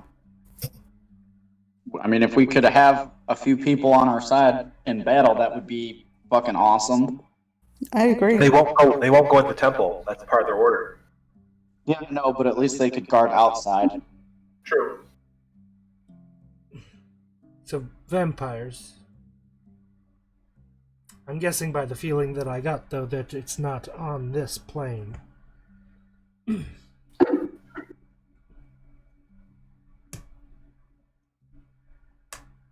They already got to the realm of the dead, didn't they?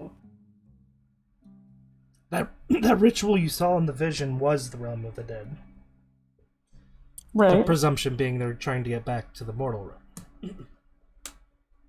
Oh, okay, so he's already risen? The feelings are not that specific. I just sensed something inside is not as it was.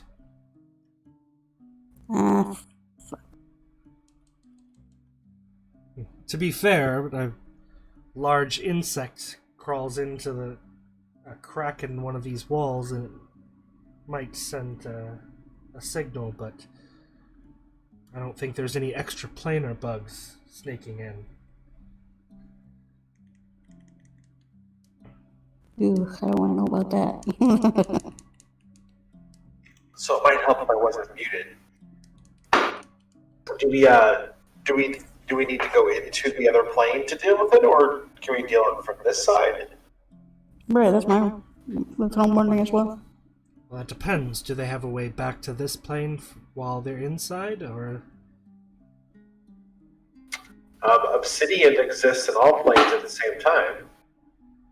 Do you know if the temple is made of... Can the obsidian be used to go between planes? No. As far as I understand, though, if there were a stone, a large piece of obsidian right here, and I were to move it to the side, a piece of obsidian existing in the parallel planes would also move. It's a strange material. But what you say makes sense. If they were trying to trap...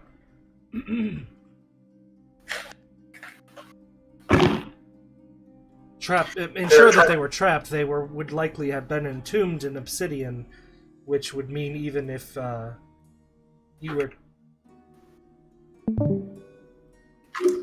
It's hard to work out exactly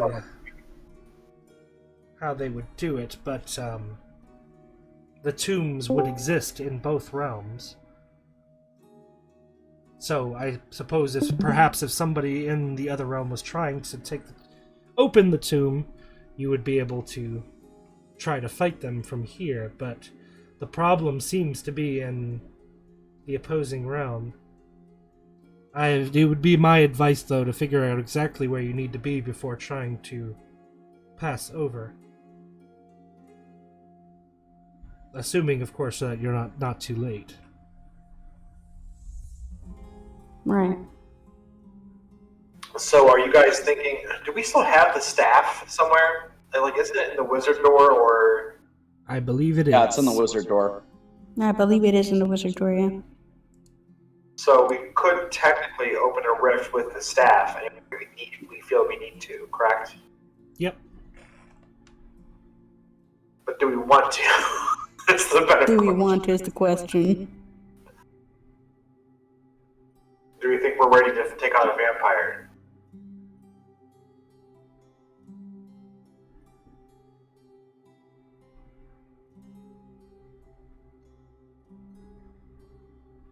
You guys are awfully quiet. Because I don't think we are ready.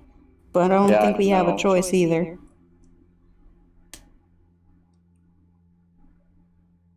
So, I mean, we could... In the vision we're talking about with the vampires and them coming back to life, did the coffin lid fully open? Yes. It was most of the way open, yeah. Like, is that possibly something that we could close from this side still and keep him there? Or If the do we ritual think we was have- underway, that would complicate it, yeah.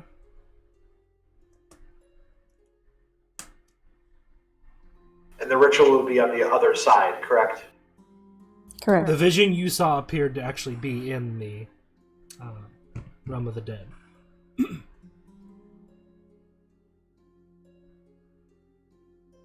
So what do you guys think? Temple, close the sarcophagus again, and then rift, and try to kill the people doing the ritual?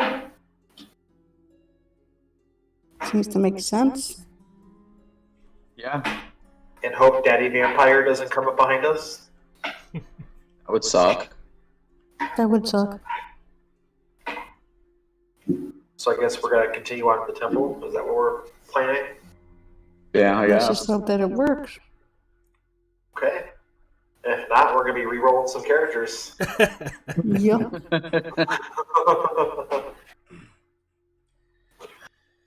Well, it's from the sounds of it, it doesn't seem like we're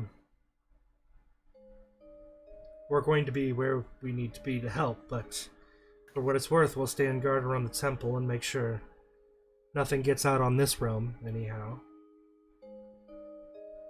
So by your rules, you can't go into the temple. Our Does oath that is include... our oath is broken if we enter the temple. That's what happened to Zuko here, and he lost his connection to us. Does that oath count if you were to enter the temple in another plane?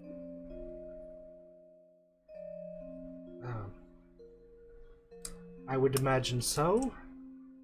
It would be dangerous to risk it. We have dwindling numbers as it is. And if Why are you dwindling numbers? Do you not have the ability to gain any new members? well, Zuko's pretty much the newest member we had. We try to recruit half-elf orphans. It's not a job that many see a point in doing. Unless they're born into it. As I was. Were there many half-elf orphans in the orphanage that Sebastian helps? Right. You did not see any of the kids themselves. They were all sleeping at the time. Right. Maybe that's something we could plant in Sebastian's mind. I mean, it is for good, so I wouldn't see why not. Especially if they would rather live a more comfortable life than that of an orphan. Yeah. I can't really complain about this existence. Get to see the whole continent. Good food, good friends. But I suppose many just feel the entire thing's pointless. The elves abandoned these places and left us to guard them, all the while keeping us from entering.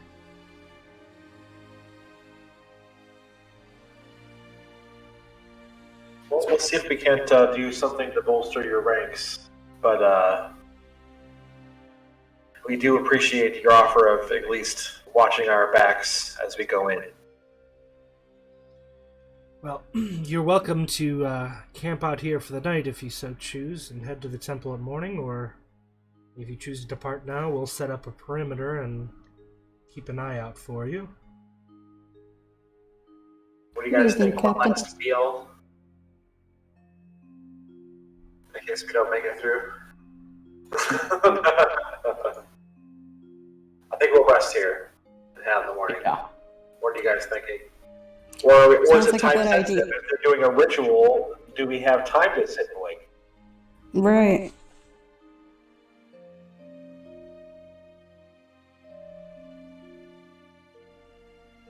Thoughts, Zuko?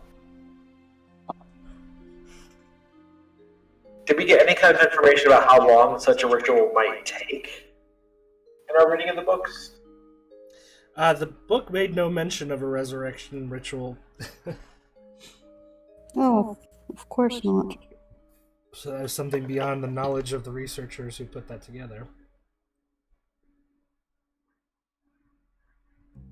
Well, and I think maybe we should try to tackle that tonight, or at least part of it.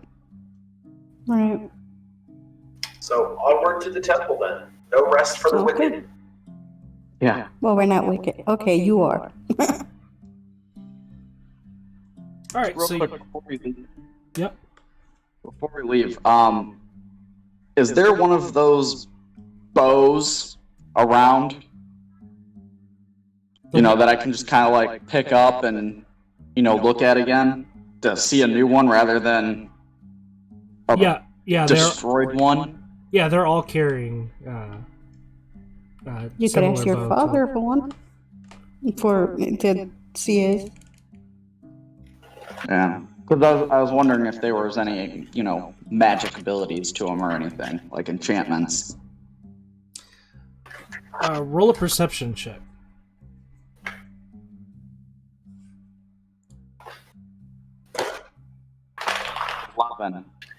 11. You get the impression that some of the individual members of the order have enchantments that they've had placed on their bows. But it does not seem to be a universal thing. It's like everybody, you know, their bow is their bow, and they upgrade it as they can. Gotcha. Okay. Because I know I'm trying to like kind of keep an eye out for artifacts, I guess, quote unquote, to drop off at the museum. Oh, okay. Right. Well, already, now that you're back in place and you know, starting to drum up some of those memories that got wiped, you have a better remembrance of what your lifestyle was like, and you have information that you would be able to bring to him to help fill in the gaps. Would you like to look around for anything they're willing to give up Part for? with. Willing to give up? I'm gonna go walk around and see what kind of artifacts I can just make into my bag on accident. Oh my. I'm just joking. I really don't anything. We already got called bad eggs, man.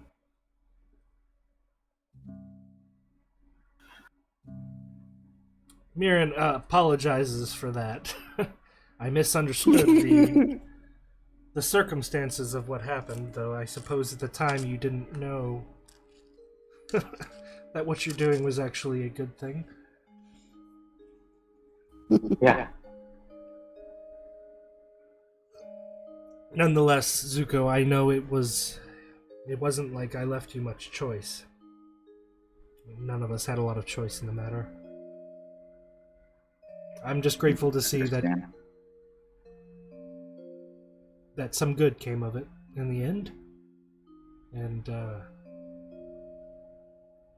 it'd be nice to know that if there's some way we could keep in touch. It's been hard these years traveling without you. Hey Malcolm, you willing to give up some of that script page? Does Zuko want a piece of the scriptive scroll of message? Give to him? Yes. Okay. He takes it and looks at, holds on to it for a while. This means a lot to me. I assumed you must have hated me when I suggested you go off on your own. Gosh, when you were disconnected from the group, the options were to leave you at one of our camps and only see you every few months, or let you go off and live your own life. I hope that you feel that I did the right thing. Looking back, I believe you did make the right choice. This is tugging at my heartstrings. That's a relief. I know I adopted you, and I mean, part of the entire point was to bring you into this life so that the Corman Thorgasei didn't fade from existence, but I always considered you my true son, just as much as your own. And I know you've always been his brother. When I suggested you leave, I hoped I was doing the best thing for you. And, I'm glad to be proven right. When this is all over, I'll be sure to write you as often as possible.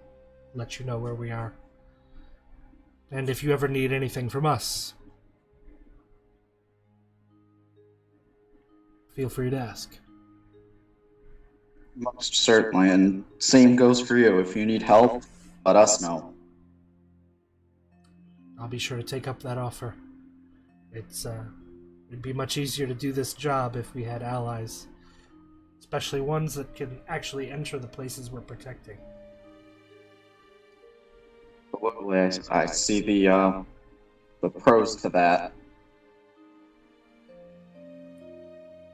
Alright, well, if there's any chance of you stopping whatever may or may not still be going on in there, I guess we better get going. Yep. Alright, so you all file down the rope ladder and head further west into the woods, and going another 5 minutes, you begin to be able to see through the trees to a clearing, and inside of it, a huddle of hundreds of very large, thick trees. The model that you saw in the museum did not do it justice. Just these ancient tree trunks wrapped and twisted around each other into an octagon-shaped cathedral-like structure with a roof of evergreen foliage as a roof. That sounds beautiful. And honestly, looks newer than any other temple of its probable age that you've ever seen. The resilience of living tissue being used to make this structure has allowed it to stand up against the test of time. But you can see, especially towards the top, while most of the shape of the structure is very uniform and intentional, you can see at the top where, once they stopped intentionally maintaining it with magic, that the trees started to go back to trying to grow the way nature intended. So the roof is a little oddly shaped. But a very, very large structure sits in the middle of this clearing, somehow both part of nature and apart from it. Wow. At the front, you can see two large double doors that are both separate pieces, but yet somehow perfectly in line with the rest of it. In a Art Nouveau, I believe it's pronounced, style, kind of arched and pointed at the top. Beautifully engraved on the front with classic elven designs. And you can see some evidence of a long overgrown path leading up to the front doors. And the symbol of Gedia, the three rays, in a kind of plaque above the door. What would you like to do?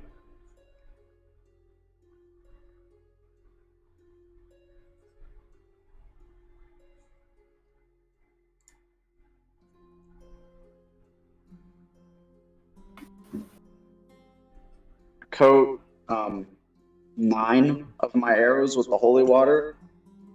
Okay. Alright, so make sure you make a note of that and remind me of it if they don't get used by the end of the session. And I am reloading my guns with silver bullets. Fantastic. Mirren says to you, I'll form a perimeter. You guys be careful in there. Stay here as long as it takes. So do you guys want to do this quietly or guns blazing?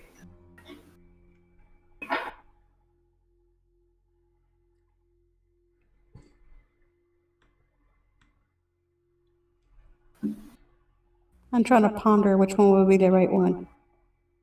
Guns blazing sounds cool. I mean, I'll just kick the front door open, you know me.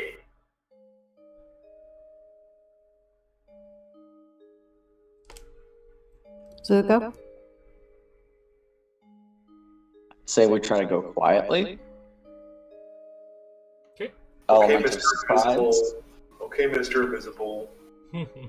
Yep, you know it. I have advantage in stealth checks, I just never use stealth, so...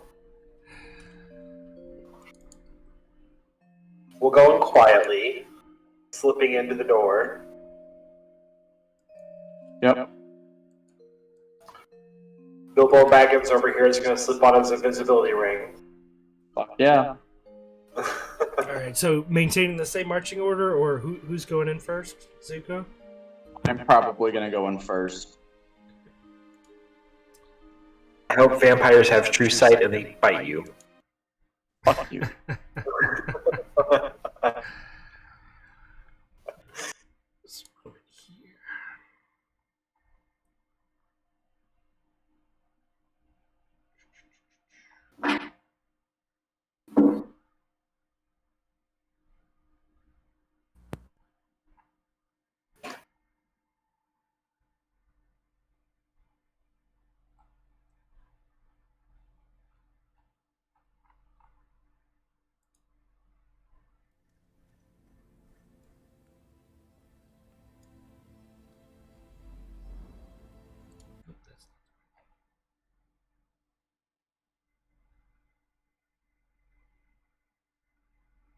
Alright, so you guys hanging back and letting Zuko enter first, or are you going right after he enters?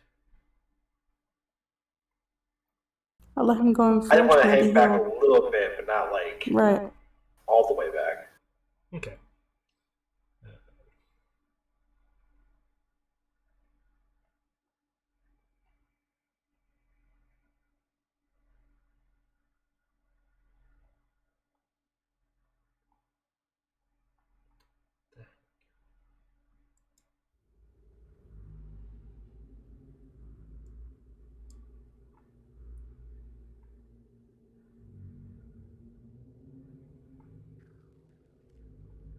Alright, so Zuko, you push open the front doors, which seem to work just as well as if they had just been made.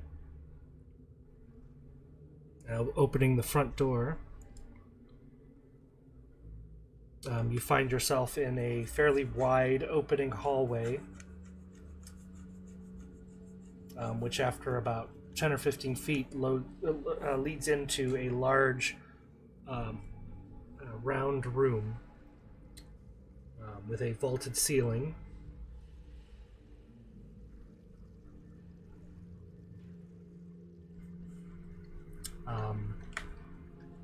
There is a platform that circles around the entire room with a large opening that is pretty much open to the entire first floor.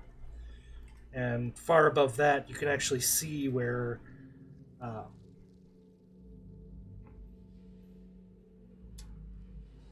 there are glass windows actually built into to cut through the foliage in the roof to allow sunlight in, seeming to be very strategically placed, as if trying to direct light in a specific direction.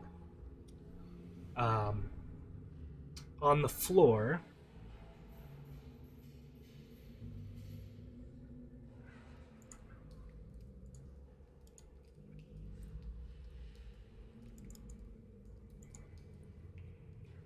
just a moment. Oops, that's not it.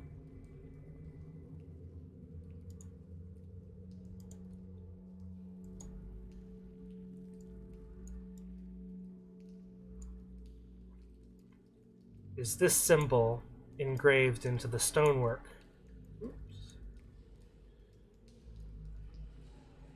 Wow. That's the tree of life.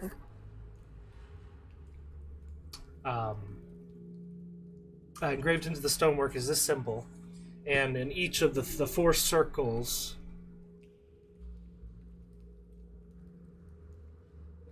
I don't know if it's showing up. Oh, cursor's disappearing. The four symbols: the dove, the raven, the three rays, and the chaos symbol. Each seem to be made of a semi-transparent, almost quartz-like stone. Wow. And on the platform that encircles the room, about a story above you, there seems to be four kind of glass, circular pieces of glass in a circular metal frame that's on tracks that runs around the rim of that platform.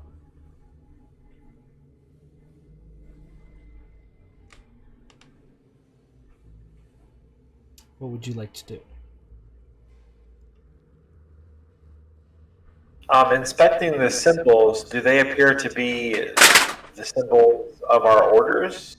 Yep, the dove is a common symbol for Sayuna, goddess of life. The raven, of course, symbol of Zena, goddess of death. The three rays represent Gedia, who's the goddess of order, which is what that symbol actually represents, and life, or light. And the arrow symbol pointing in every direction is the symbol of Ovelia, chaos and darkness.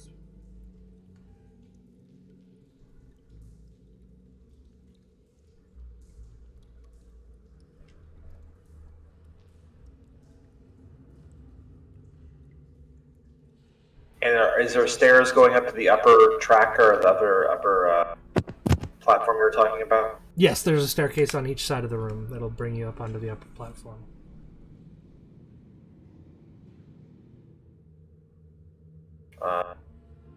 I am going to go up the stairs and explore the upper platform. Okay. Okay. Roll an investigation check.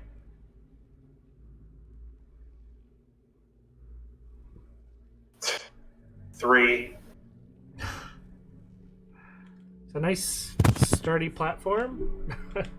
You pretty much saw what you saw from the ground.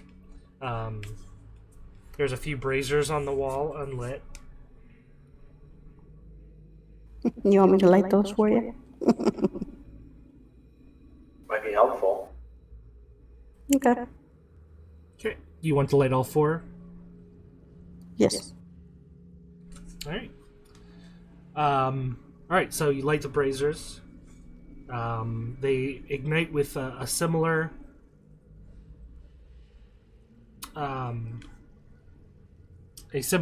light blue glow to the brazier that they used in the camp in the trees. Cool. Mira, you notice at this point, though, that they are all, I mean, may just be an aesthetic choice, but they are all lined up in exactly symmetrical order, one directly towards the back, one directly towards the front, and one to each side.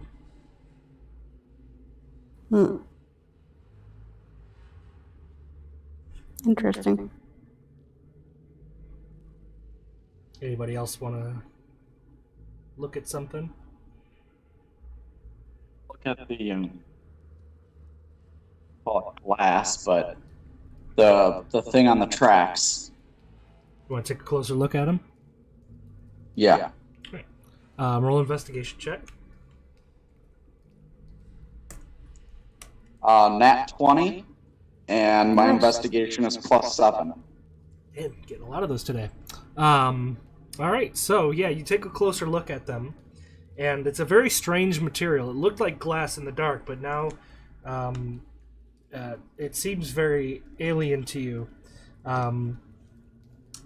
Each of them is a different color. One green, one black, one white, and one, I'd say, smoky gray. Amber. Oh, yeah. Yes, sorry. Amber, smoky gray, white, and green. The material, though, is especially strange because on one side, it's reflective like a mirror. On the other side, it's transparent. You can actually see through it. Is it something that we could be bouncing the lights off of? Yeah, I think we have a puzzle on our hands. Yay, I love those. Well, I mean, each of the orders had a specific color associated with it. Exactly. So we need to bounce that light onto the symbols, I'm assuming. Yes. Right. But who remembers what color was associated with which order? Green was associated with Galia. Life. Yeah. White was associated with light. Amber was associated with darkness and chaos, and black is associated with yours, death. Okay. Now this thing's on track, so we should be able to move it around. Now, real quick, Mm-hmm. the reflective versus transparent side. Mm-hmm. Is the transparent side the side that would point towards the outside walls of the building? Not only do they slide around the tracks, it's like an old standing mirror. You can actually flip them upside down. Okay. Individually or the whole thing at once? Good question. Each of them can be flipped. So either the reflective side is out or the transparent side is out. Can they be moved in the mirror thing, or are they fixed locationally?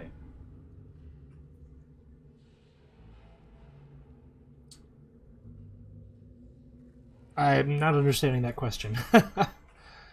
So, yes, they can be flipped, or the whole thing can be flipped, correct?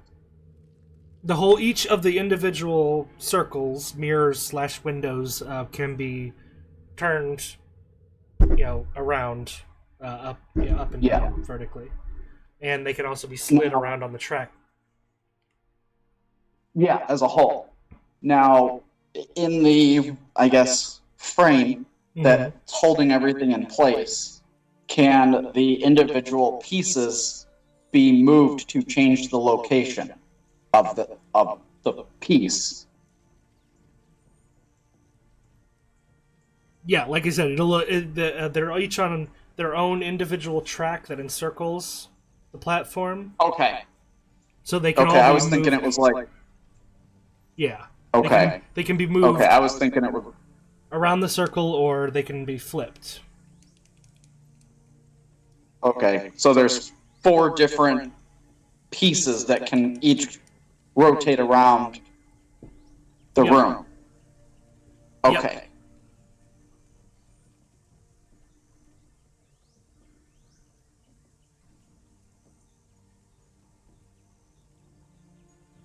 Where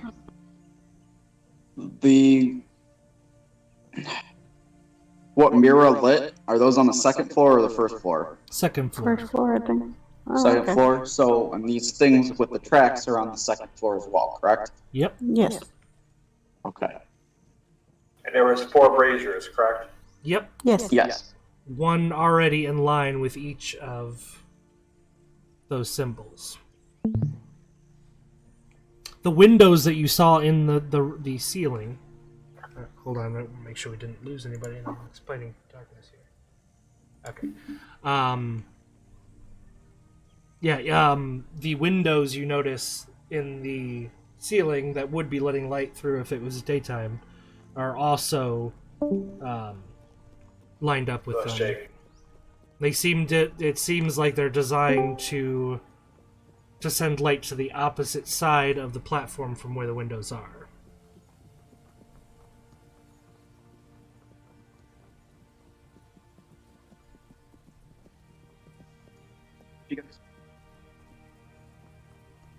Yeah, What's it? I can hear you. So we're moving.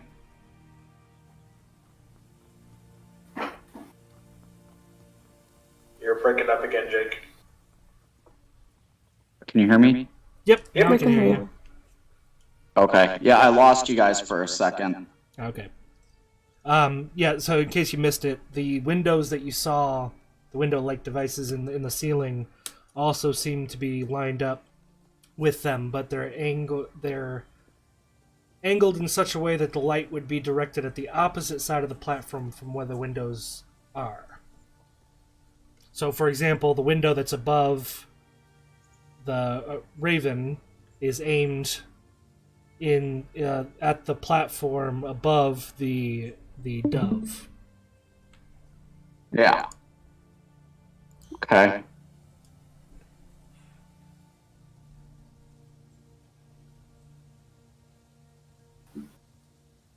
They're currently in all kinds of configuration. None of the lenses are lined up with any particular symbol at the moment. Yeah, I think we should move them To opposite correspond. sides of the room of where they need to be lit or reflecting or whatever, Mm-hmm. and then just do one at a time and see what happens. I agree. I would say we start with the dove would be order, correct? Dove is life. Life. Mm-hmm. Yeah. And that is the Okay, white. so we should. Okay, so I would think we would need to start with the green reflective one and put that on the order or the light. The green is the Is life. order, or is life, yeah. Green is light and The order, white dove is like, Yeah. which would be the 3 beams. So try to reflect that one first, Okay, so since what? this is where the Using cardinal directions here. All right, so you're taking the green lens first, or green mirror, whatever. What side of this image are you putting it on? side. What's that? So the right side. Right side. The east side. East side. Okay. So green lens is going to the right side. What side of the glass are you facing out? Out like towards the wall. Yeah. Okay, the transparent. I want to be able to see through it. That way, if the light from outside reflects on it, it can reflect down. Okay. So when you move the green lens into place on the east side of the room, and you said the transparent side is facing towards the brazier, correct? Yes. Okay. You put it over there. The light shines through the lens, but it is having a hard time reaching the green symbol. It seems the only one you're able to seem to get it to actually line up with is the chaos symbol. But it is, when the light goes through the transparent side, it is actually aiming it almost like a flashlight.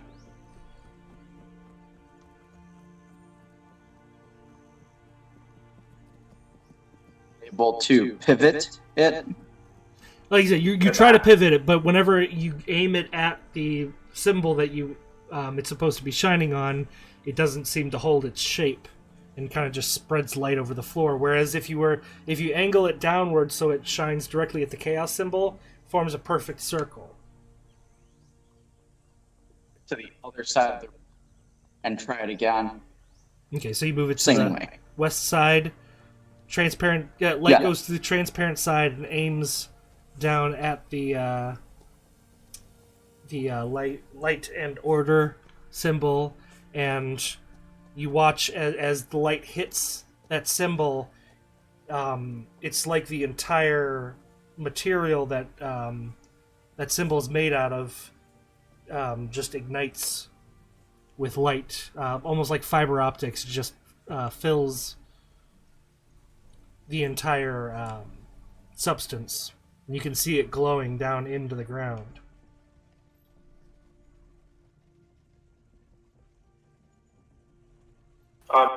If he leaves it there, will it stay in the same place? Yeah, it sits fairly well. It's not overly loose or anything. It stays wherever you put it. So I'm going to assume we're going to do the same thing with the rest of them. Yep. Yeah. Color them their appropriate symbols and then point them down the same way. So, what lens are you moving next? Yeah. Do order. Yeah, order's fine too. Light and order is the one you already did. Yeah. Getty is So we both have order light, and light. death, or chaos. So there's life, chaos, and death are left. Say life. Yeah, life with an F.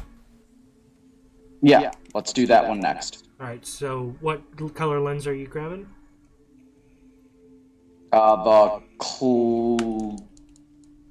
It was clear, right? Like a white?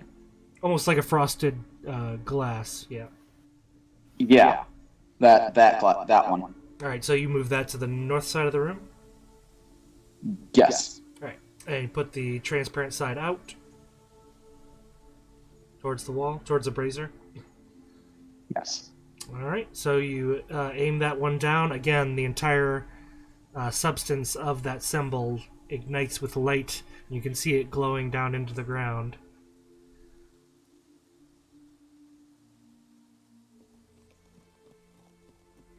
Would you guys say we do chaos next? Sure. Yeah. So what color lens? Amber. Okay. So you slide the amber piece into position in front of the brazier with the transparent side out and focus the beam down on the chaos symbol.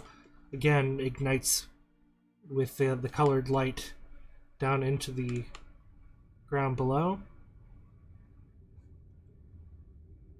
And then death, last but not least. Okay. So smoky gray, you grab the last lens, the smoky gray material, and move it to the south side of the room, the transparent side out, and aim the light down. And it shines down into the ground, and there's a quick and then the sound of sliding stone as the center of the design with the tree on it begins to slide downwards. What would you like to do?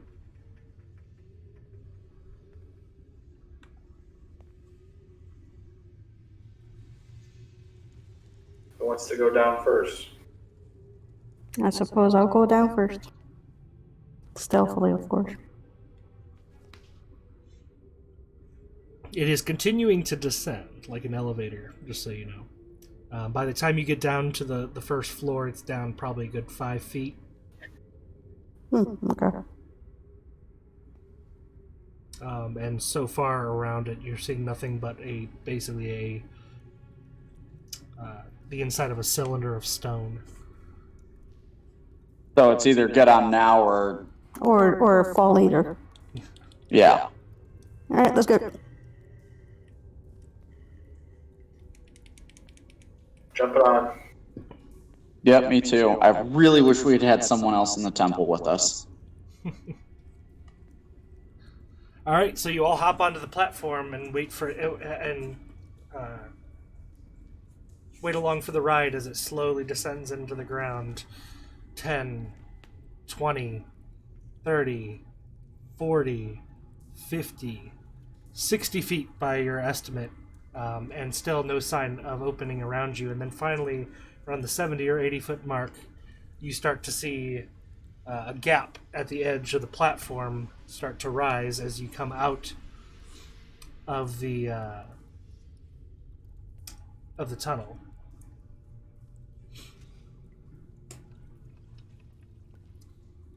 And surrounding you, in the same position as the symbols above, is a column of this semi-transparent stone surrounding you. And from what you can tell, you can't see the walls of the room you're in from the edges of your dark vision. There's almost nothing but darkness around you. But at a specific point in the lit-up columns, there's a place where the light shoots out vertically or horizontally from the structures and is aimed off towards walls in the distance. You're guessing the entire chamber you're in probably stretches out about 120 feet in each direction. And all you're really getting any view of at the moment is these beams of light hitting random walls around the chamber. That post move, can it rotate? Well, before we get to that, as Zuko goes over to see if he can move these posts around to change the direction of the light, you all start to hear a sound like breaking stone, like somebody taking a sledgehammer to marble. And then you hear it again. Fuck. And a different direction in the room. And again. And again. And finally, out of the darkness at the end of your vision, in spite of the fact that most of what you guys are seeing is gray right now, you get a distinct impression of glowing blue orbs in pairs rising up from the ground sideways. Oh my god. Righting itself I until didn't they are hear. horizontally staring at you through the darkness. And that Can I light up my hair? is where we end our session. Oh my god. You put us against joggers. All right, so that was interesting. The million ways you guys could have gone today. You made your decisions. And next Friday after next, we will find out how those decisions will work out for them as they face whatever is coming at them out of the dark, and they continue to make their way through the Temple of Gedia to hopefully stop a vampire resurrection ritual and perhaps get the first of the weapons they need to kill Orcus. Well, thank you for those who have stayed to watch us through this. We're happy to be back on the air, and we will see you all in 2 weeks. Thank you and good night.